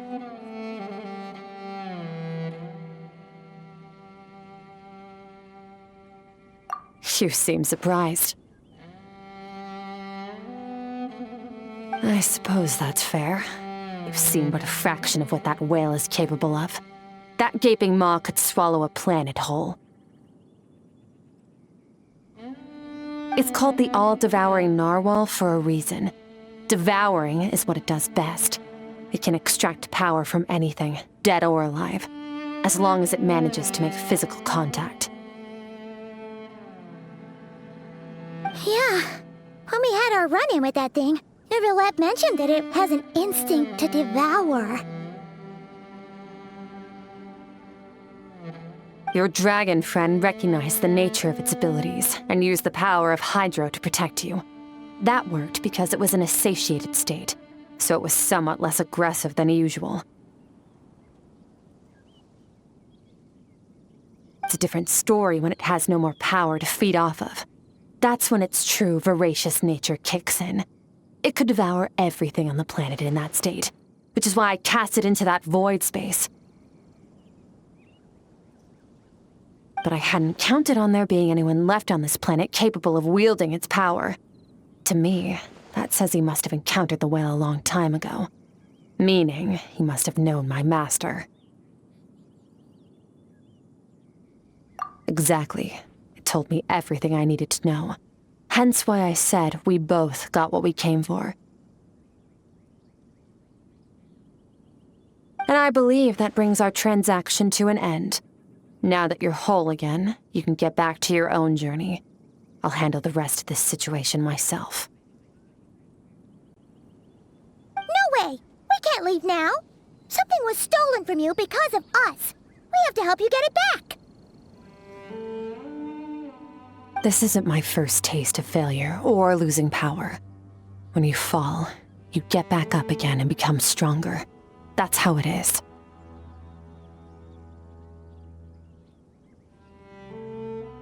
But what if that monster finds you before you're all better?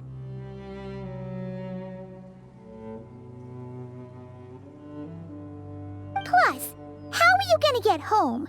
It's not like you can just go swoosh and open a door to the abyss again. Not without your full strength. So, sticking with us for the time being doesn't sound so bad, does it?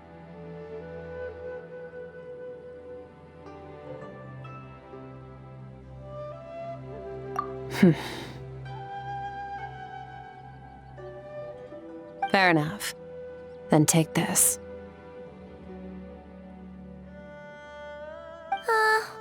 What is it? A bag of Mora. Nothing in this world is free. I know that much. I'll leave the planning to you. Hurry up and decide where to go. We shouldn't linger.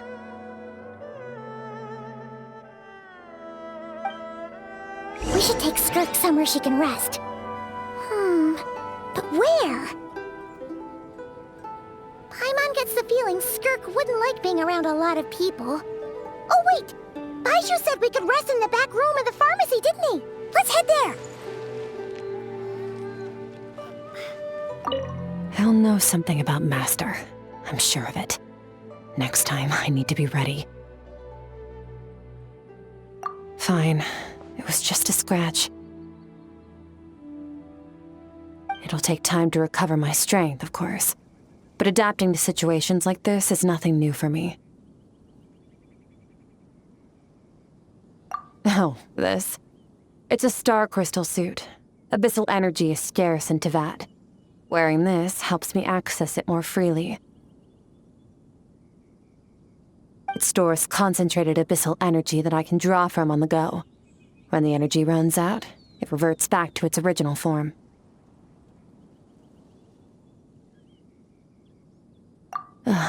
Found somewhere to rest. Well, lead the way then.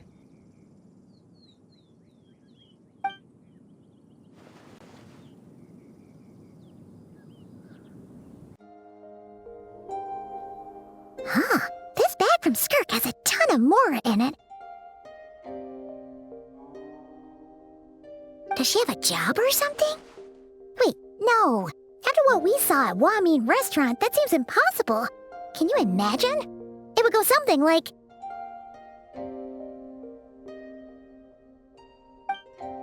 I'll be collecting my paycheck now, boss.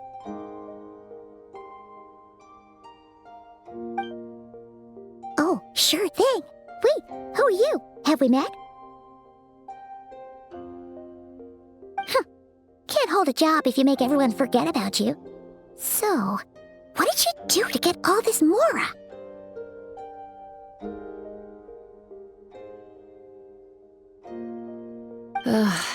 Claimed some buried treasure, took care of a few monsters that were causing trouble. Nothing untoward. It's safe to use. You heard all that? A sonorous voice like yours is hard to miss. I wouldn't be surprised if the sound of it traveled to the nearest mountaintop. Then, did you by chance happen to hear Paimon's little, joke earlier? You mean when you called me Frosty the Lavender Melon?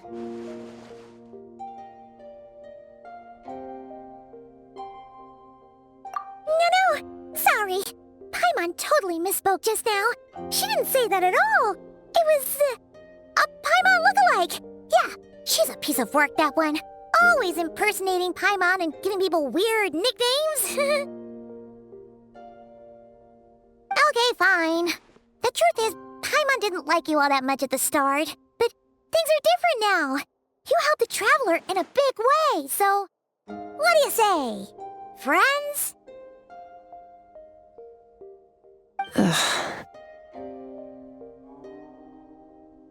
I noticed there was only one bed. Go ahead and get some rest.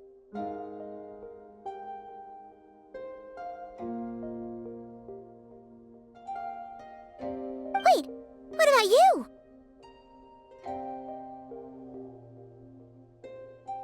I don't get tired, and I don't need rest. I'm going to practice my sword work. That should help me regain some strength. But your shoulder... Hey, don't just leave!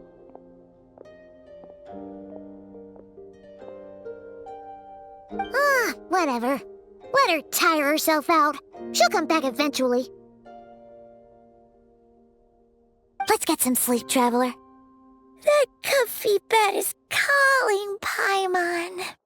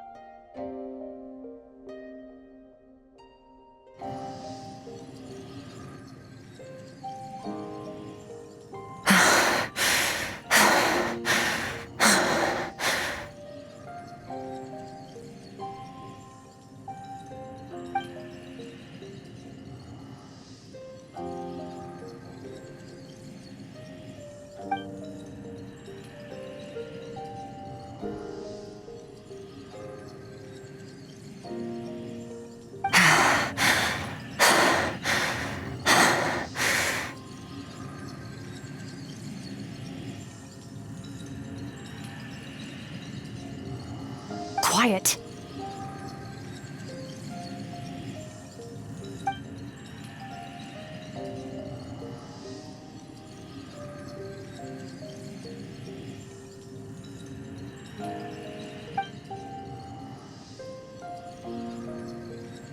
Do you even remember how many of us perished in that fire? How many bodies were left to rot on the scorched earth? Yet you alone live on. Keep your gaze fixed on your blade. You don't deserve to rest.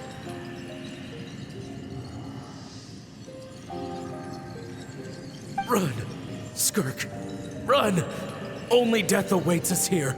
Keep running, and don't ever look back.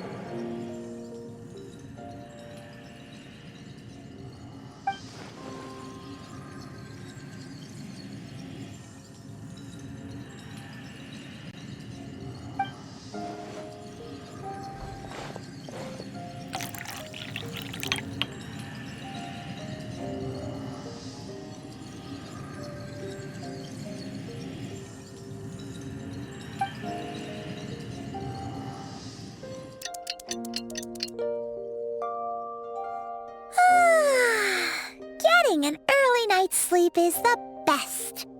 That bed was so comfy. Wait, Skirk? Have you been sitting out here the whole night? The bed's all yours if you want it.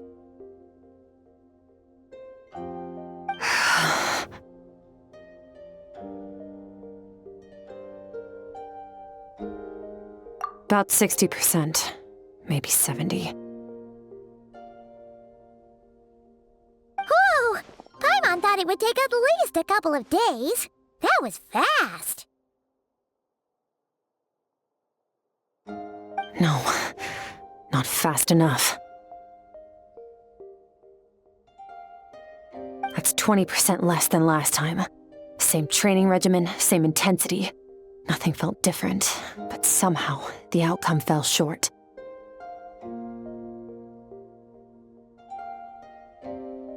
No, I think the problem's with me. I need to meditate for the next 2 days. Deep introspection should help me find the issue.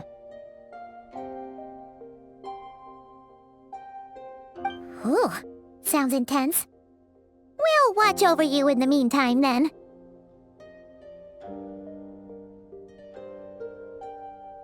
Thanks. See you in 2 days.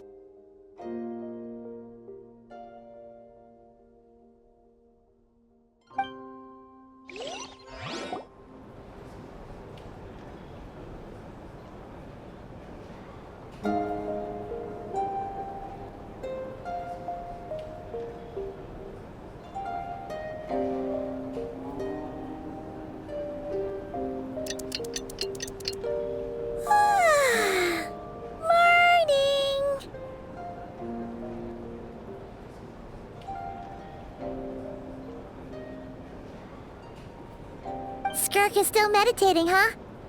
It's been 2 days already. Shouldn't she be awake by now?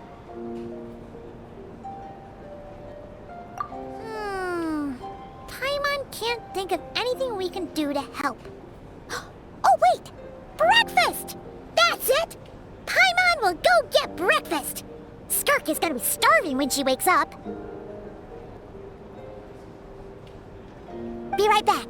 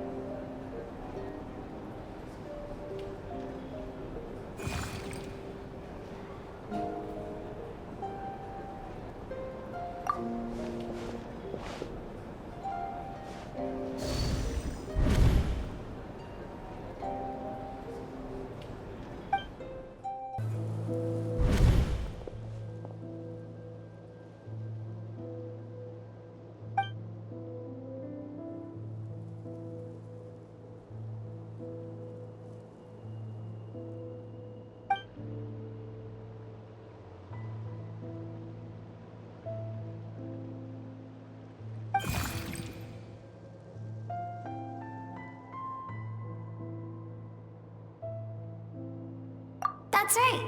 This is Skirk's inner world. Think of it as the threshold between the soul and dreams. This isn't your first time here, but what you remember is probably a space covered in darkness. I only managed to illuminate a small portion for you back then.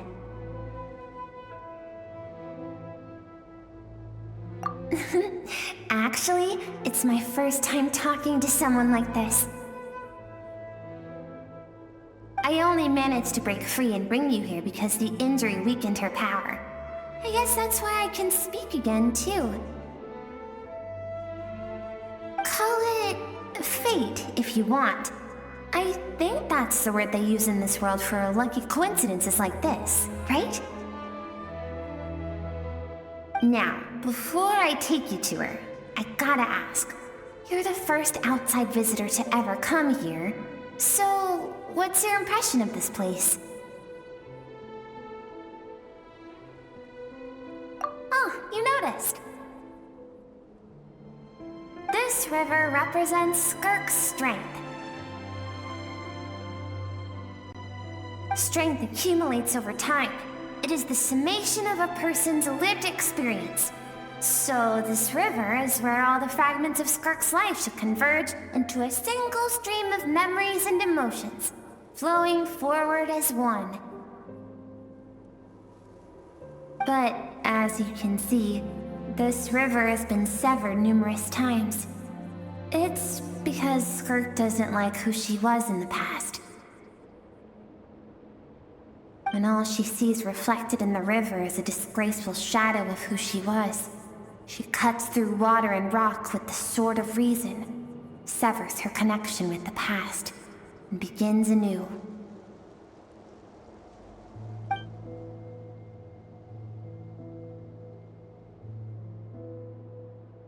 You must learn to shut out all the pointless emotion. Crush the self that makes you weak, and become master over your physical form. This isn't my first taste of failure or losing power. When you fall, you get back up again and become stronger. That's how it is.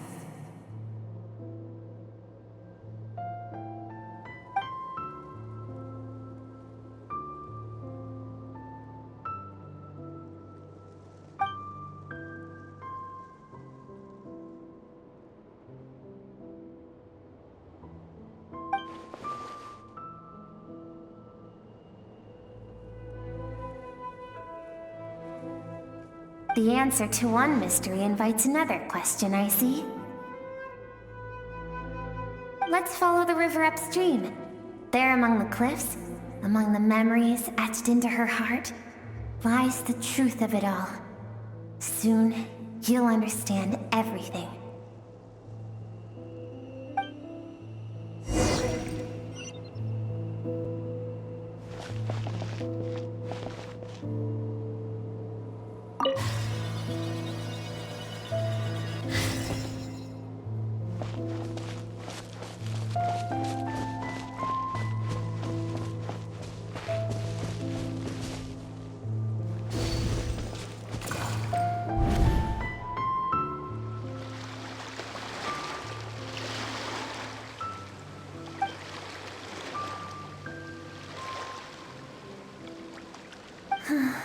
I've always thought that, even when falling leaves don't come from the same tree, they can still form bonds of kinship when they meet. Like meteors, you both made a journey through the stars. Both travelers who have landed on a planet that is not your home. Yet, when she first noticed your presence, although she hesitated for a moment, she still chose to walk away, indifferent as ever.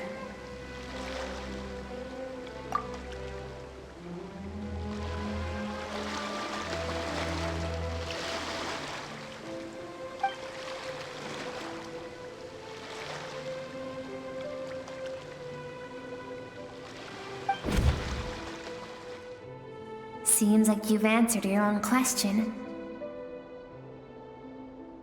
Skirk sees herself as a trespasser in this world.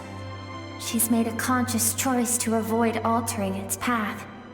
But the reason for that decision stems from events much earlier on in her life. Let's keep going. It's still a long way to the source of the river.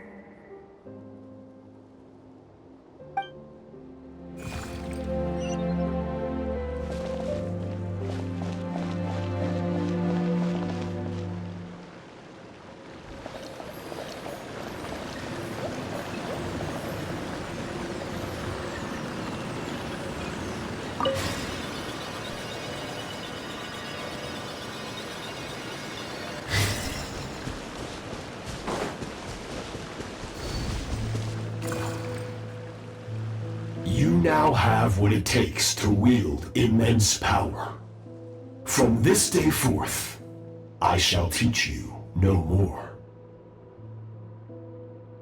No one can become a worthy warrior through imitation alone.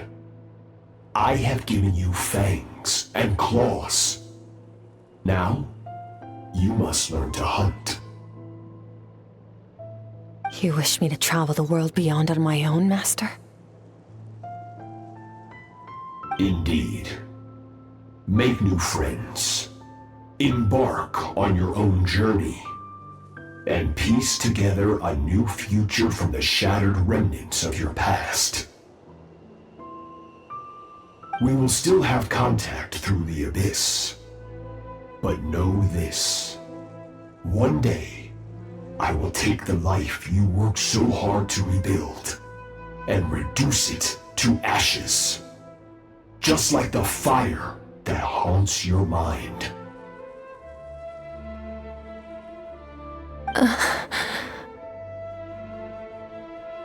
Why would you do that? I have told you before, fear is the catalyst for human evolution. You have tasted loss. You have known fear, so deep it can be felt in the bones. But as living beings, we all have an instinct to detach from that which harms us. And thus pain dampens over time, and the acrid taste of fear becomes but a distant memory. Yet now, I have bestowed upon you the gift of fear eternal. It will drown you in the nightmare of your childhood, or it shall drive you to defeat me, whatever the cost.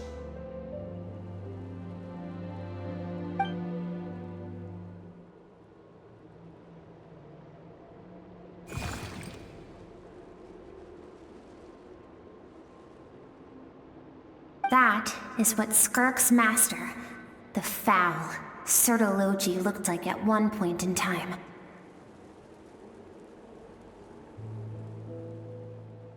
Of course, as a higher being, physical form is a triviality to him. He could appear as a beast, a human, or even a monster that defies description. The form you see him in here, clad in abyssal armor, is the one he usually wears when traveling through the stars.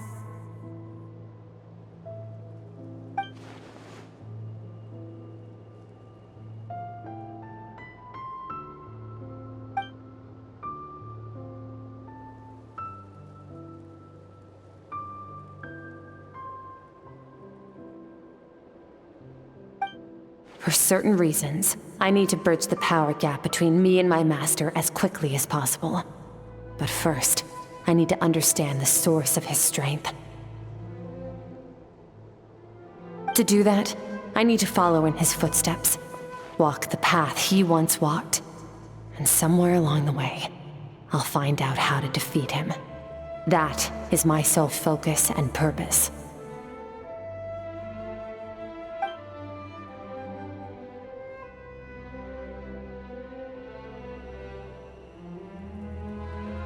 I'll let you in on a little secret. The real Sertologi is terrifying. The scope of his power is impossible to understand until you experience it firsthand. It is absolute, the power to crush all things. Shall we keep going? Let's see. We're about halfway there.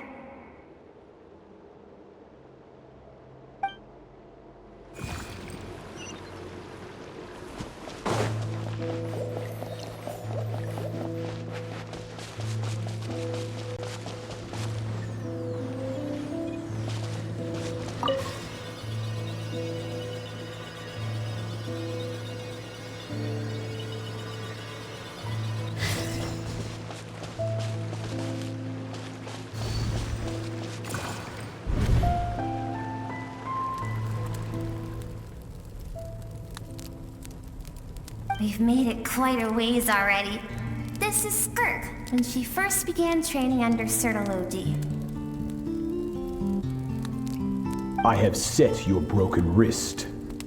Tomorrow, you're to train twice as hard.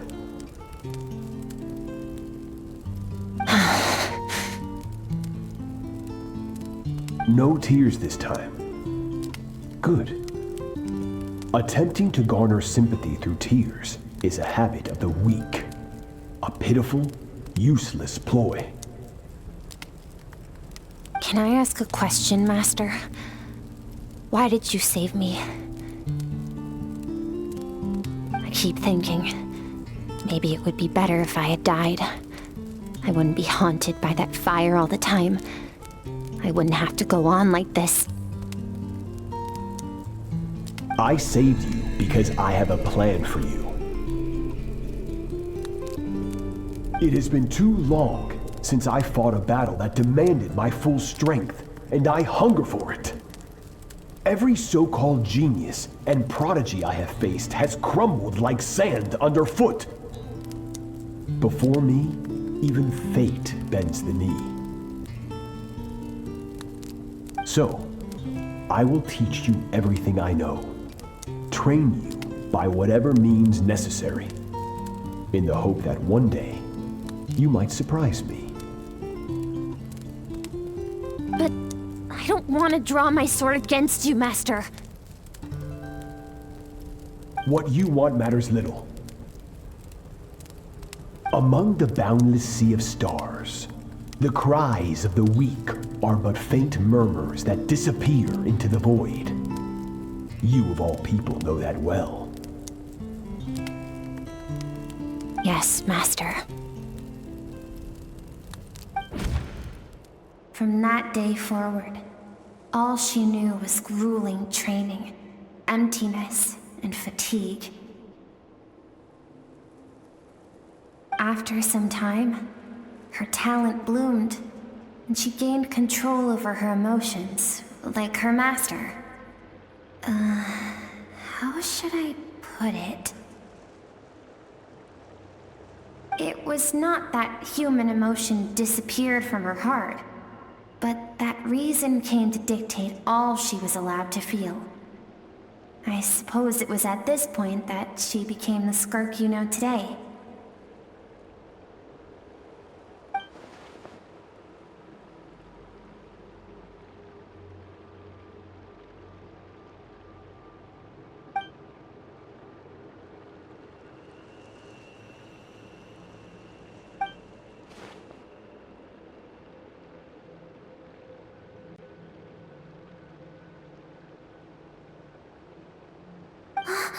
We're nearly there. I almost don't want to reach the end. Well, shall we? This is the final stretch.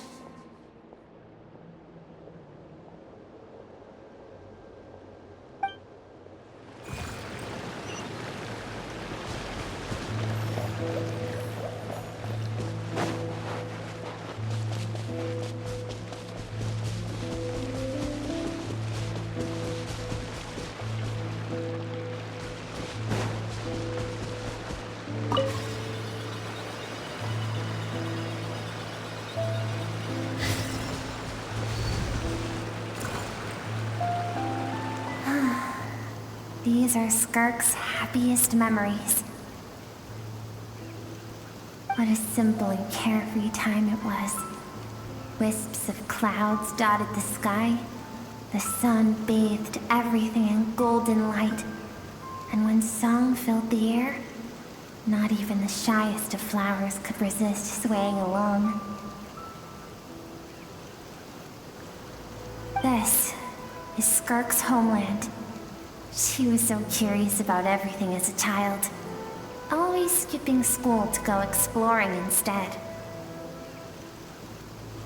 There was so much to discover. The treasures at the bottom of the sea, the secrets beyond the stars, and that merchant ship packed with adults wearing those strange clothes. Yes, the ship. That was the beginning of the end.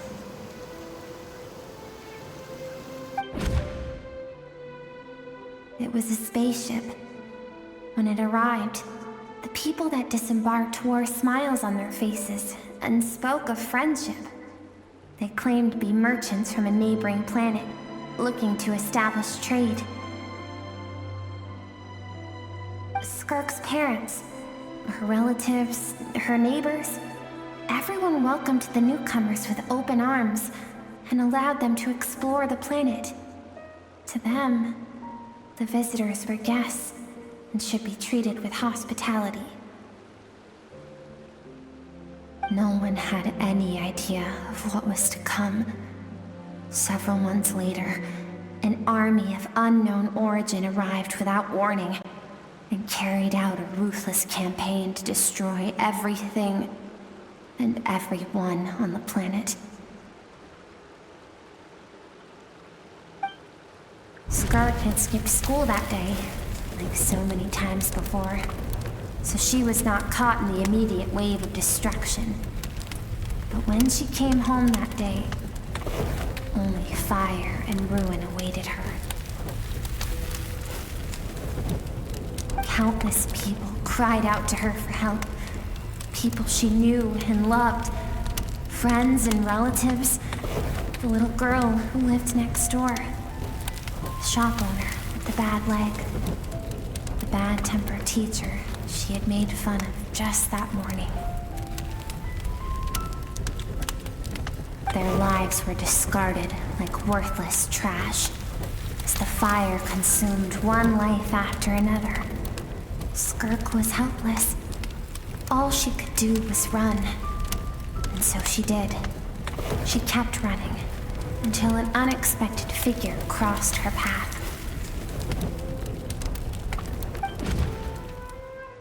If Sertology hadn't been there in that moment, the fire would have claimed her life too.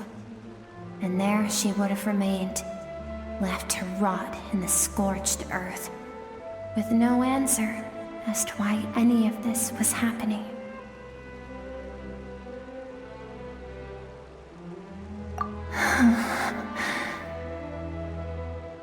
Because she and her people were seen as a threat.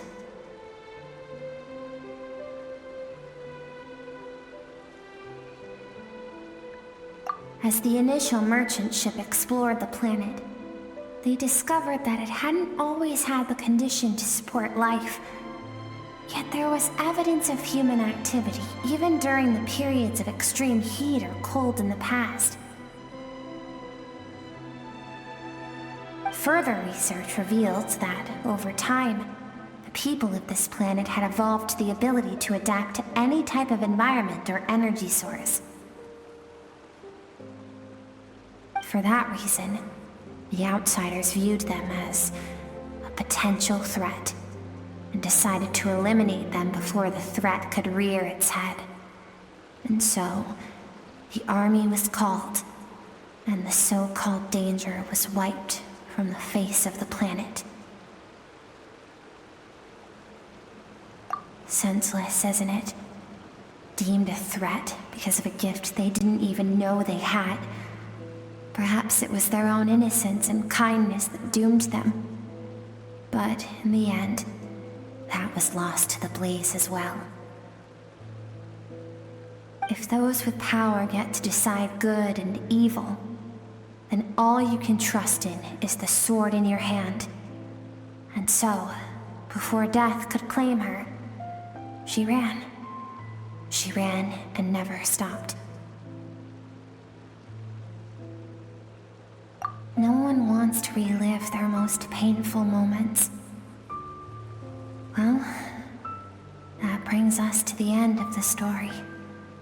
This is as far as we can go. Skirk is waiting over there. For both of us. Let's go to her.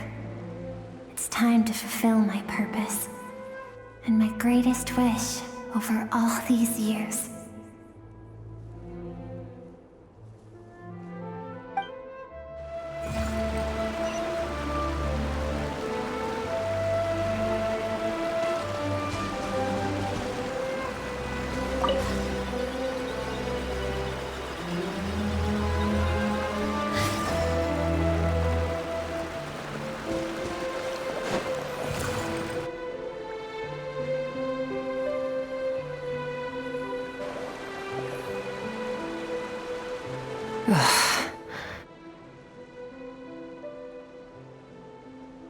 So all this, just so you could bring her here?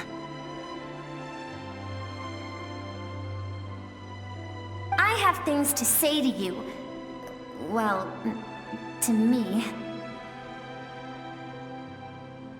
I want someone to witness our reconciliation, even if it takes an argument to get there.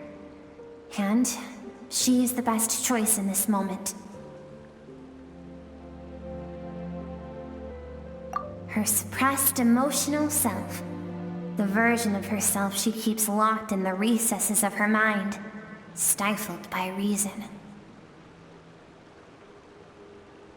All those rejected impulses, those discarded aspects of your past selves, they are a part of me now. I am who you used to be. Someone you have refused to face for too long. So, I came to face you instead. You're wrong. I've faced you all along. And that's exactly why I keep you locked here. Your existence makes me weak.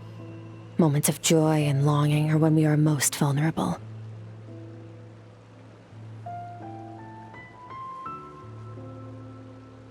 Don't forget, it was a penchant for goodness over reason that doomed our homeland in the first place.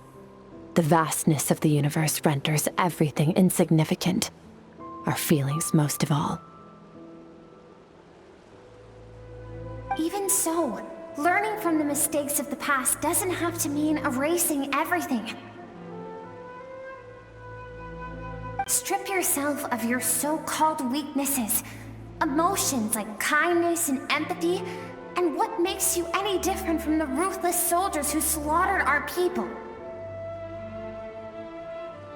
The difference is that I'm doing what is right, what is necessary. I allow you to exist, but with limited freedom. That is the greatest kindness I can offer. I've shouldered everything you couldn't carry. I rose above the numbness and emptiness, and it was cold, unfeeling reason that brought me this far. It made me who I am. It made me strong. That is the problem. I want to shoulder those things together. On the grand scale of the entire universe, maybe our feelings are vanishingly small, but why should that mean they don't matter? Emotion gives warmth to the cold expanse of space. It gives meaning to the world around us. Think back to those nights of gazing at the stars, those afternoons of exploring the unknown. Think back, and let them grant you peace. A brief respite from the pressure you put on yourself.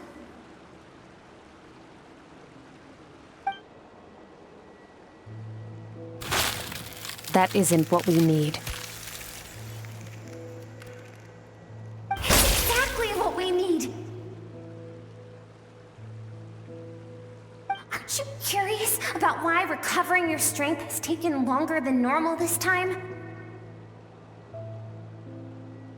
Finally, you get to the important part. That is the only answer I came here to find. Then look around. Look at your inner world. You cast aside your dreams and curiosity, and in doing so, you lost your original motivation. You severed all connection to who you used to be, so you can no longer draw strength from your past. Now, the only things driving you forward are fear and survivor's guilt. But these cannot take you far enough. And so, this river, the source of your strength, grows more polluted by the day.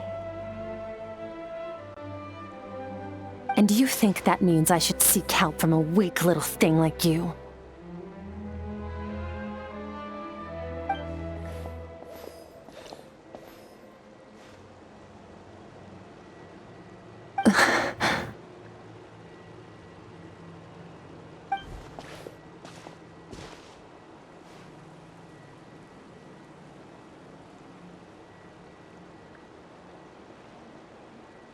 Thank you for saying that.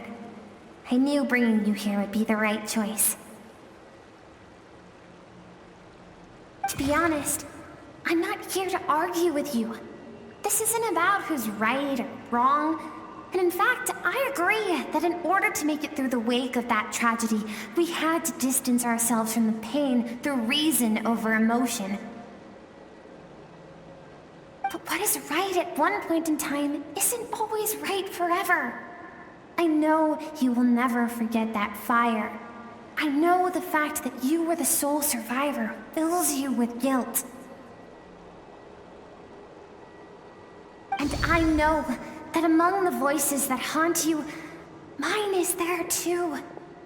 Because deep down, you know that you didn't turn out to be the person you wanted to be. All those unfulfilled hopes are like knives to the heart. And I don't want you to hurt anymore. So even if you can't accept me, I hope, at least, that you can let go. I keep thinking, maybe it would be better if I had died. I wouldn't be haunted by that fire all the time. I wouldn't have to go on like this.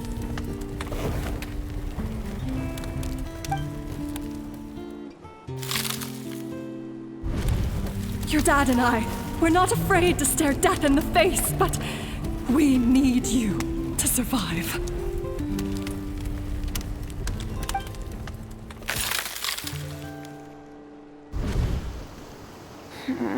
I'm sick of being a kid.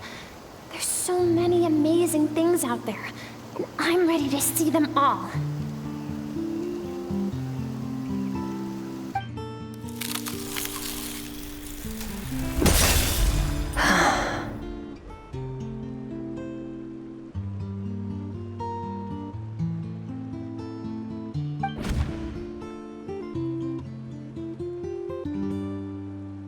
I remember.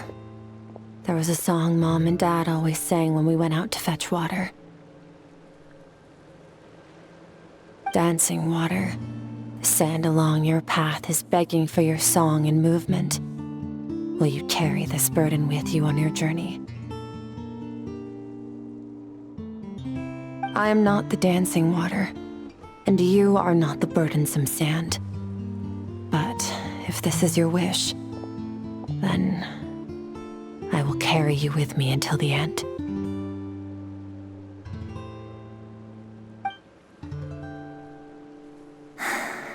Thank you. I should be thanking you.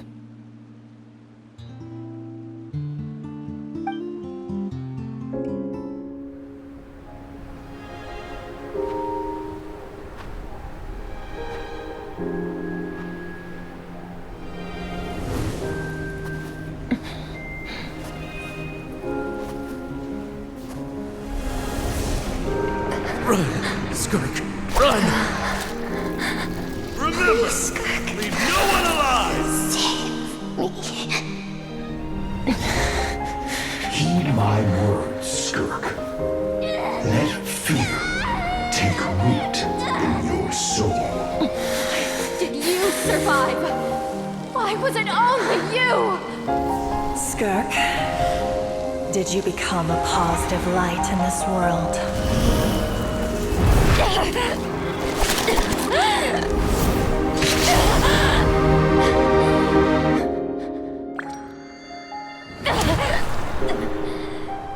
Hey, this doesn't have to be the end.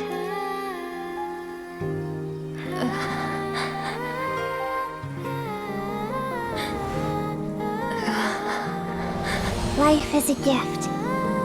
Don't let darkness claim it.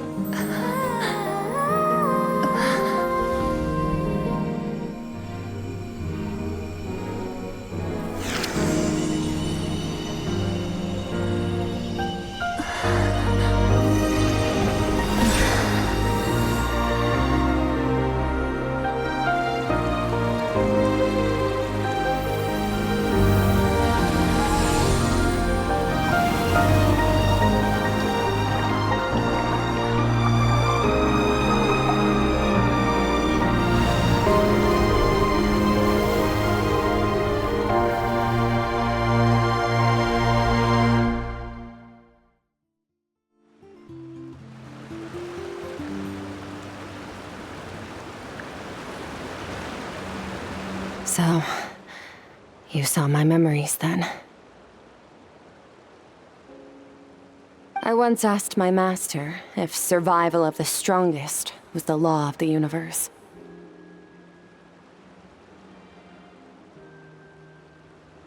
He said no, but in a world without order, those with no moral boundaries tend to be the ones who survive.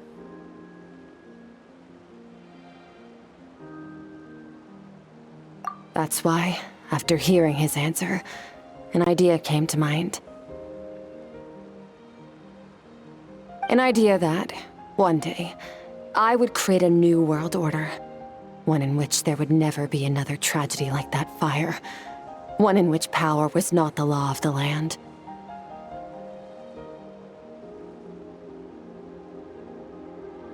But that means I must defeat him. Because my master, Surtology, is, at the core, a defier of all rules and order. Yes, and not just because of the gap in our abilities, but also because I have no reason to see him as an enemy. Although his decision to train me was not made out of kindness, he did everything a master should. He saved my life, taught me the sword and the principles of strength, and for that, I respect him. I know, and it's not something I want, but Master never goes back on his word. I have to treat everything he says as a promise. He's no longer into that, but he sends me messages through the abyss every now and then. Most of them are simple greetings, or an answer to one of my questions. Every time I hear from him, my heart skips a beat. And I wonder if this is the moment where he'll finally appear before me and tear down everything I've built to pieces. Maybe that means I do live in eternal fear, just like he said. Yes, I respect him, but I'm also afraid of him. And for that reason, the pursuit of strength consumes every moment of my life. I don't know what Master has planned, but I have to be ready.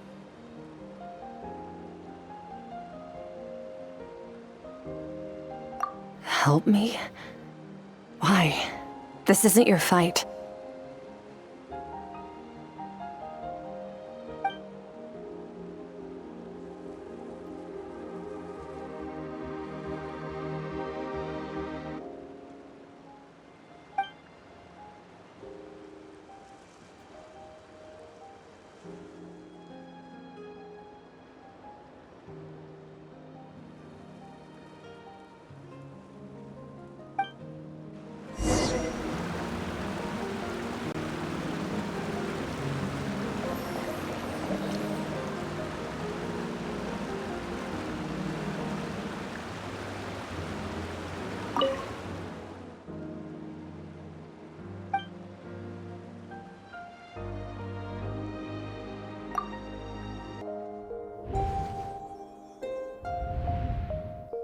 Oh, you're finally awake! Honestly, Paimon was gone for like 2 seconds and then she comes back and finds you both unconscious? Oh, you scared Paimon half to death! You're both okay, right? What does it look like?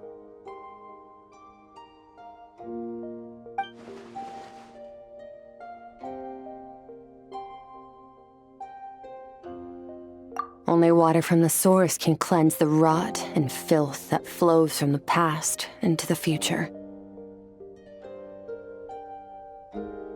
I taught you to incorporate the experiences from your journey into how you fight. I suppose what happened today will become an inseparable part of who I am. Okay, so Paimon feels like she's missing some important context. But whatever. Paimon brought back tons of delicious snacks. Let's dig in.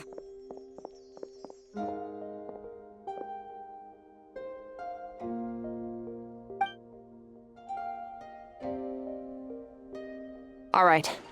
It's about time we finished what we started. We're gonna deal with this thief for good, right?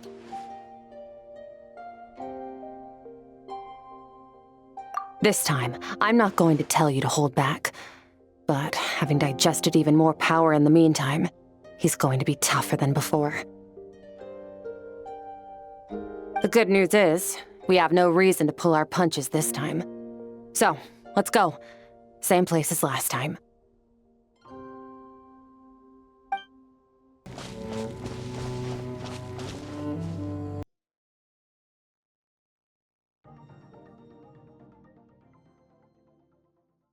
The fog is gone!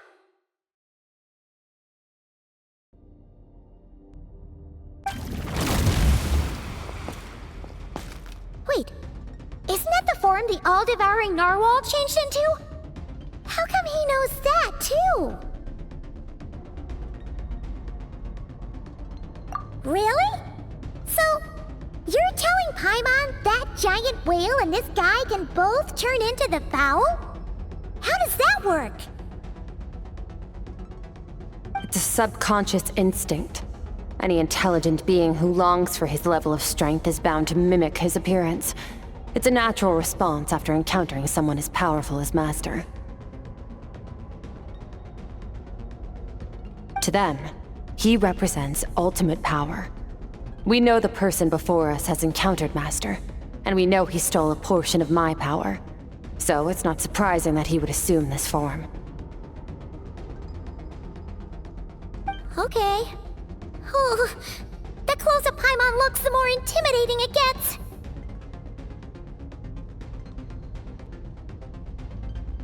Nervalette isn't here this time, so it's up to us. He won't have the nerve to steal again after we're done with him. Let's teach this guy a lesson.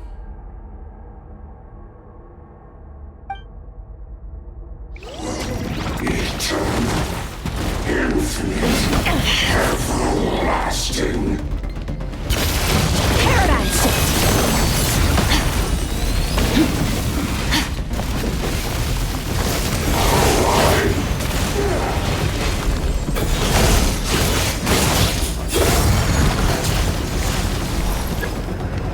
Haven't forgotten your training, I hope.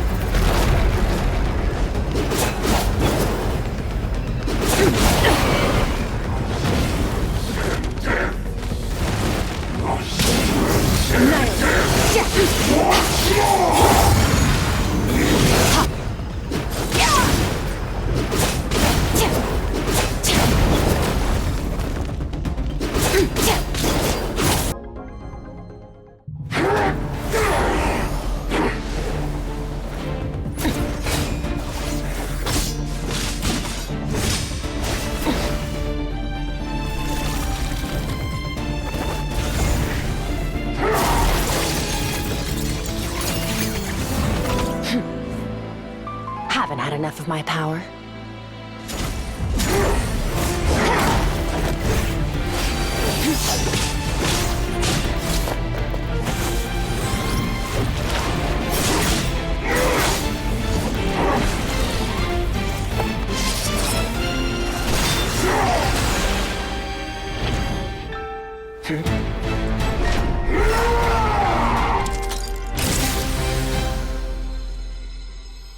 Well then, let's see how much more of this power you can handle.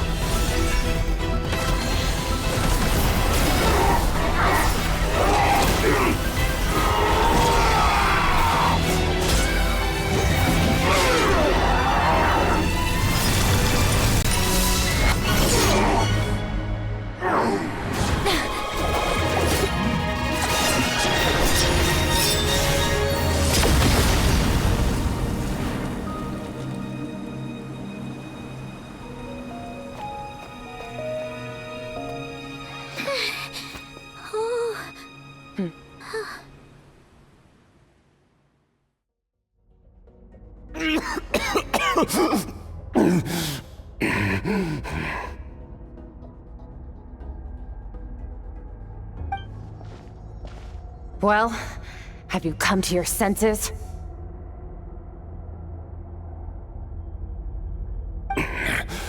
You saw that my body was at its limit. So, you deliberately channeled your power into me, knowing that it would destroy my shell from within. Such power, such keen battle instincts. So you must be. Skirk, Sertologi's disciple. How long has it been? How long has he been away from Tevat? Hundreds of years. Hundreds?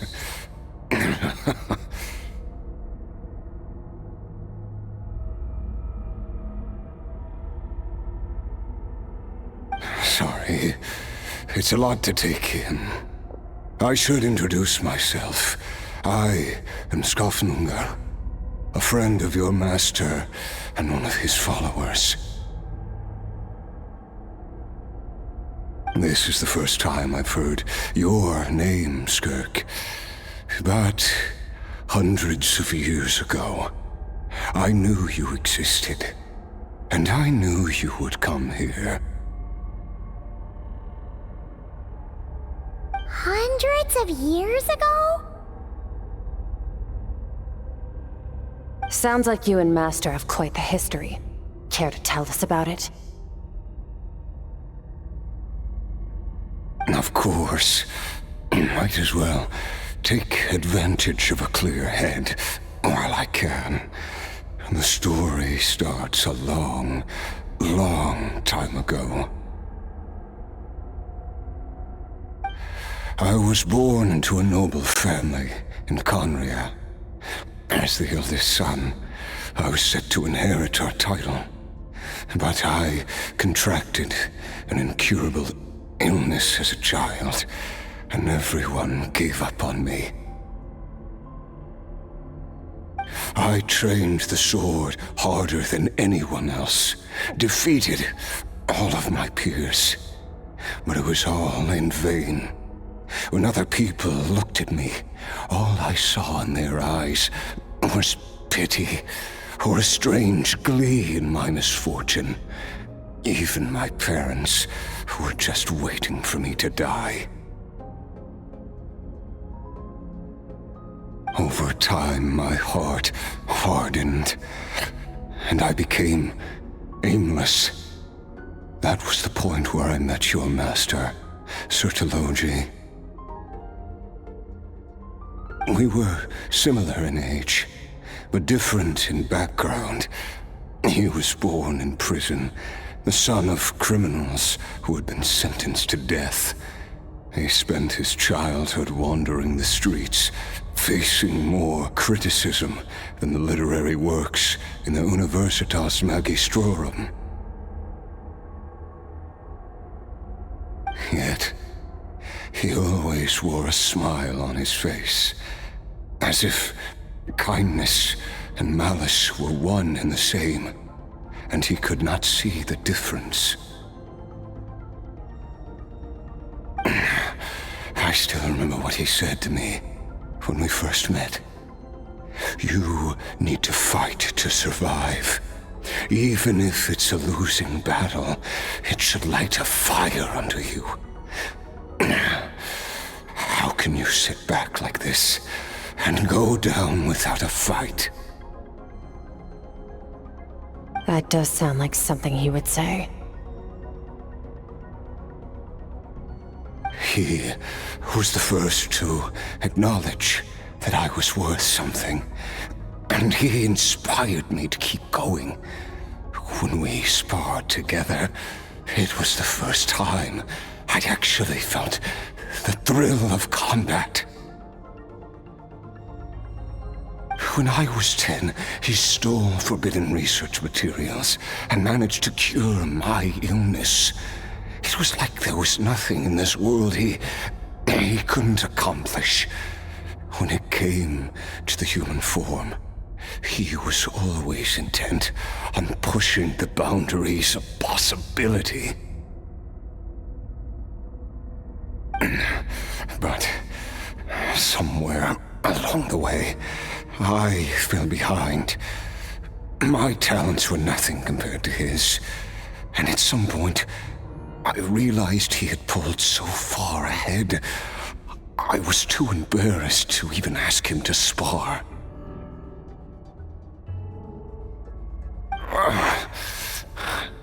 After his grand endeavor was successful, he sought me out and said to me, "This planet no longer holds anything of interest to me, so I'm leaving. But first, I have an offer.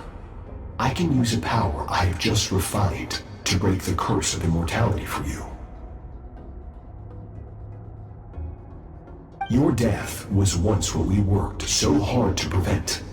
But the immortality you now face is a different kind of pain altogether."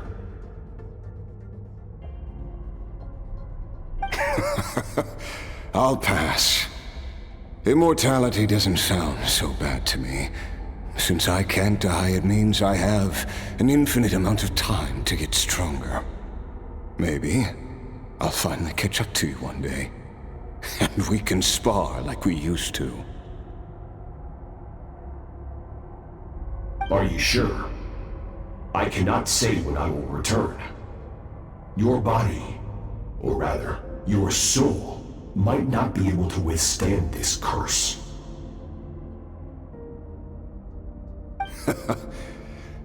All I can do is try.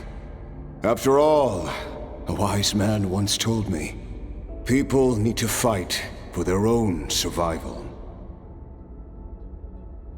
Wise indeed. Nevertheless, if you grow weary of the pain of immortality, and wish to experience a good sparring match before you wither away, seek out my disciple.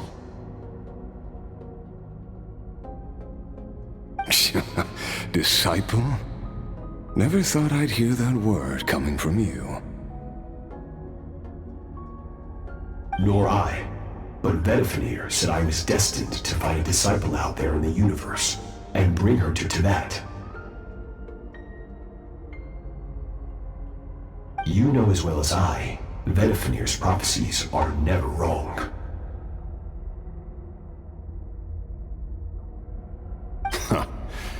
Well, now I'm curious about who this disciple of yours will be. All Vedifenir said was that one day, the stars shall bow in her honor.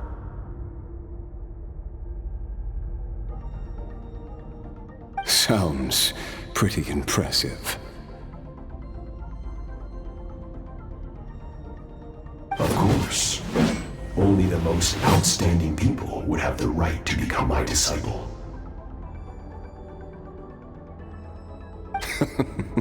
Still self-assured as ever, I see. But you're not wrong. I'll be leaving then. Oh, and if you were serious about getting stronger, I left you a little gift in the primordial sea. As I've said before, walk whatever path you want. Freedom means even the wicked get to make their own choices. Waiting for me in the primordial sea was the all-devouring narwhal, already beaten into submission by Sertologi. In its weakened state, I was able to cut off part of its flesh and sew it into my own heart. Your heart? That sounds like torture! How did you even survive that? Because, of course, I bear the curse of immortality. So, you used the curse to turn yourself into a vessel for power. Even with that whale's ability, devouring power like that is not something the human body can withstand. With your body and soul constantly at the breaking point, it was the curse of immortality that sustained you. But that is not the path to strength. You have to pour your heart into it, work for it, dream of it. Instead, you stole something that didn't belong to you, and it backfired. You're right. I should have known better, but I had already pushed myself to my limits, and he was still miles ahead of me. So I had to take a leap of faith. I miss your master. I miss the days when we were all together, troublemakers without a home. I don't regret the choice I made. But if you'll allow it, I do want to apologize. To both of you.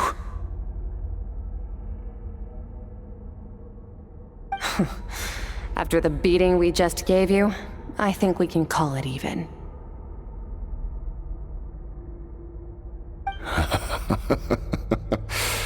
You're an interesting one as well. Sertologi's disciple. That's a lot to live up to. It can't have been an easy experience. I know what he's like.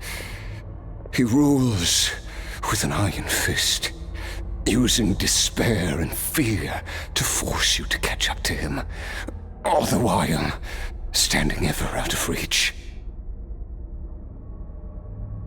We're like mountain climbers in the dark, never knowing how much higher we have to climb, or when we will see the sun again. True. But I made up my mind long ago. No matter how dark it gets, I will not give in to despair. I will overcome it. Besides, after hearing your story, I suspect what Master really wants is not a battle that demands his full strength, but rather a defeat without regrets. Oh? Since you're his friend, you must have some things in common. The first time we came here, when you stabbed me through the fog and stole my power, I felt no emotion coming from that spike. But when you had to devote all your strength fighting me just now, I could feel joy and passion emanating from your blade. It was the joy of a researcher discovering the truth of the world, the joy of an artist uncovering a temple of wonders. Interesting. I'm certain I didn't express those emotions outright, yet you were able to read them from my blade, like a glimpse into my inner world. You're right. That battle brought me an unbridled sense of joy, and my defeat brings me no regret whatsoever. Exactly. I think Master also craves a battle like that.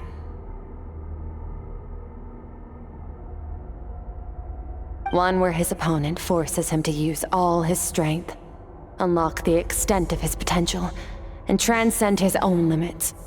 A battle to end all battles. After which, all can come to an end, including, perhaps, his life. For that very reason, good and evil are meaningless to him. He has one purpose, one goal: to complete himself. It's one of the secrets to his strength. Perhaps you're right. Perhaps that is his goal.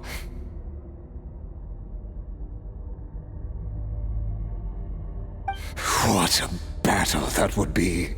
Oh, to witness such a...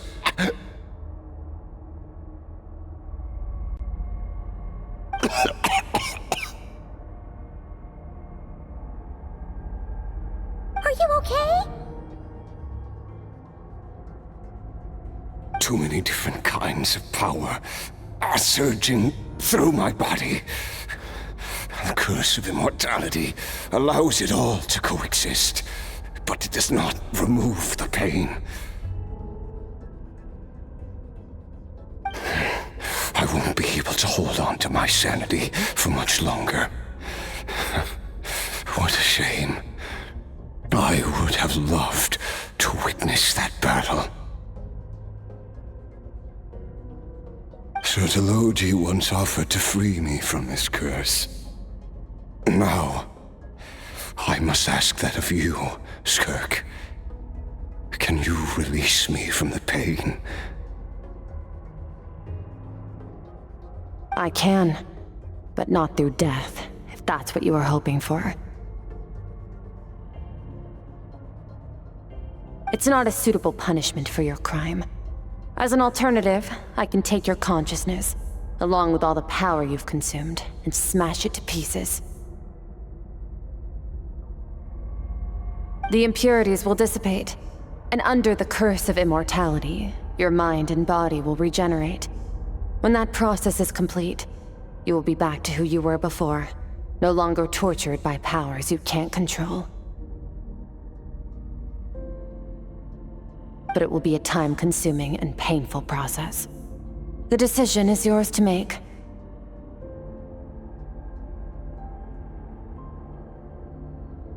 I accept. And who knows? Perhaps I'll wake up in time to witness your great battle with Sertologi.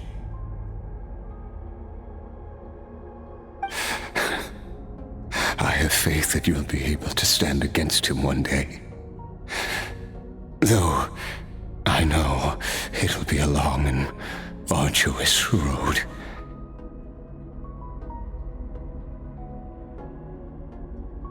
If we are climbers in the dark, it appears the dawn has finally broken for me. But your ascent continues. At least, it looks like you are not alone on your journey. I will reach the top of this mountain, no matter what it takes.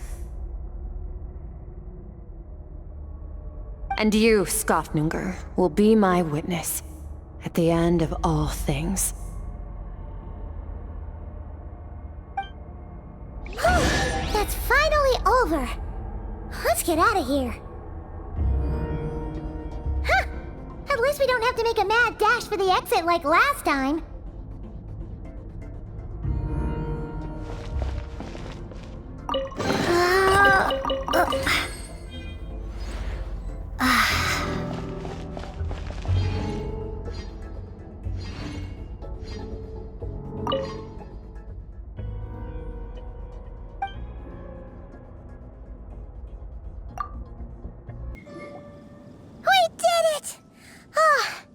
It's only been a few days, but it feels like forever.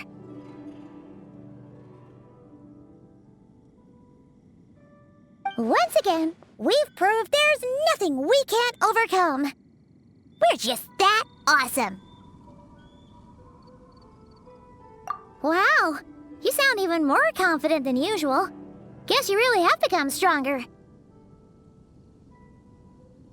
Today sure went by fast. It's night already. Oh wait, that reminds Paimon.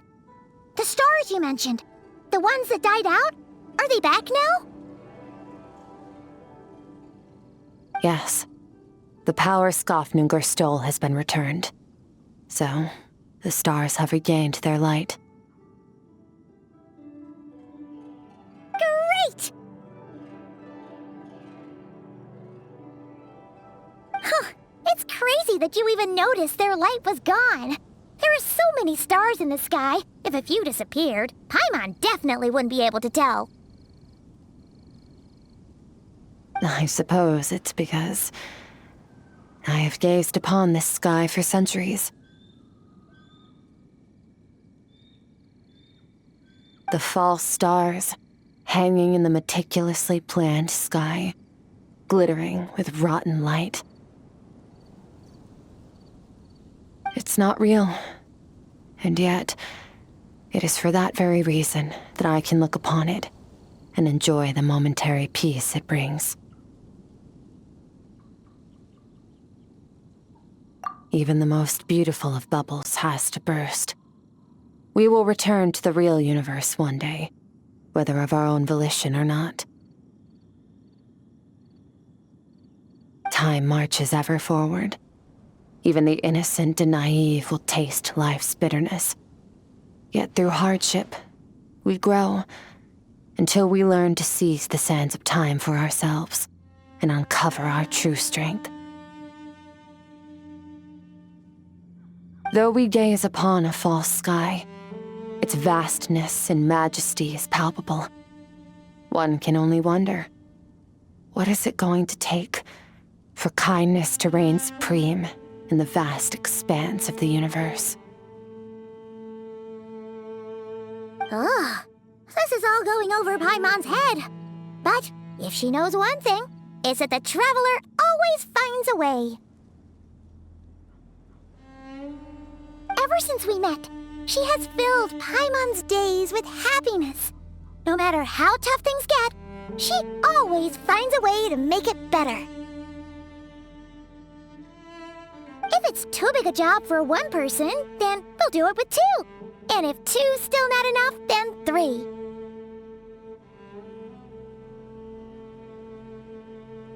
We've met so many amazing friends and accomplished so many amazing things.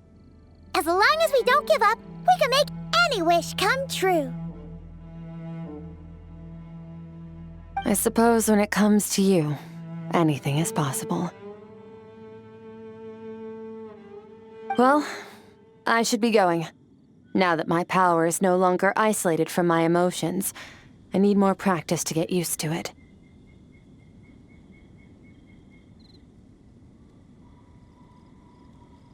I suppose fate will decide. Maybe we'll bump into each other on the street. Or maybe we'll reunite on a different planet entirely. Regardless, reunions and partings are but passing moments. More than anything, I hope that at the end of this journey, wherever it takes us, we stand in a world reborn. One without war, pain, or forced partings. One where new life can bloom, even where there was once nothing but scorched earth. For this, we must all work to become stronger.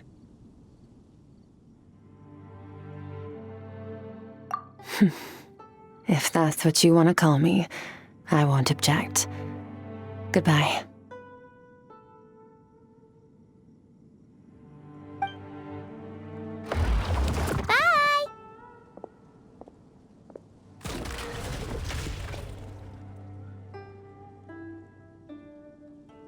Is it just Paimon, or is she being nicer than before? We definitely count as friends after all that, don't you think? Hey, what do you think about camping here tonight? There's nothing quite like sleeping under the stars.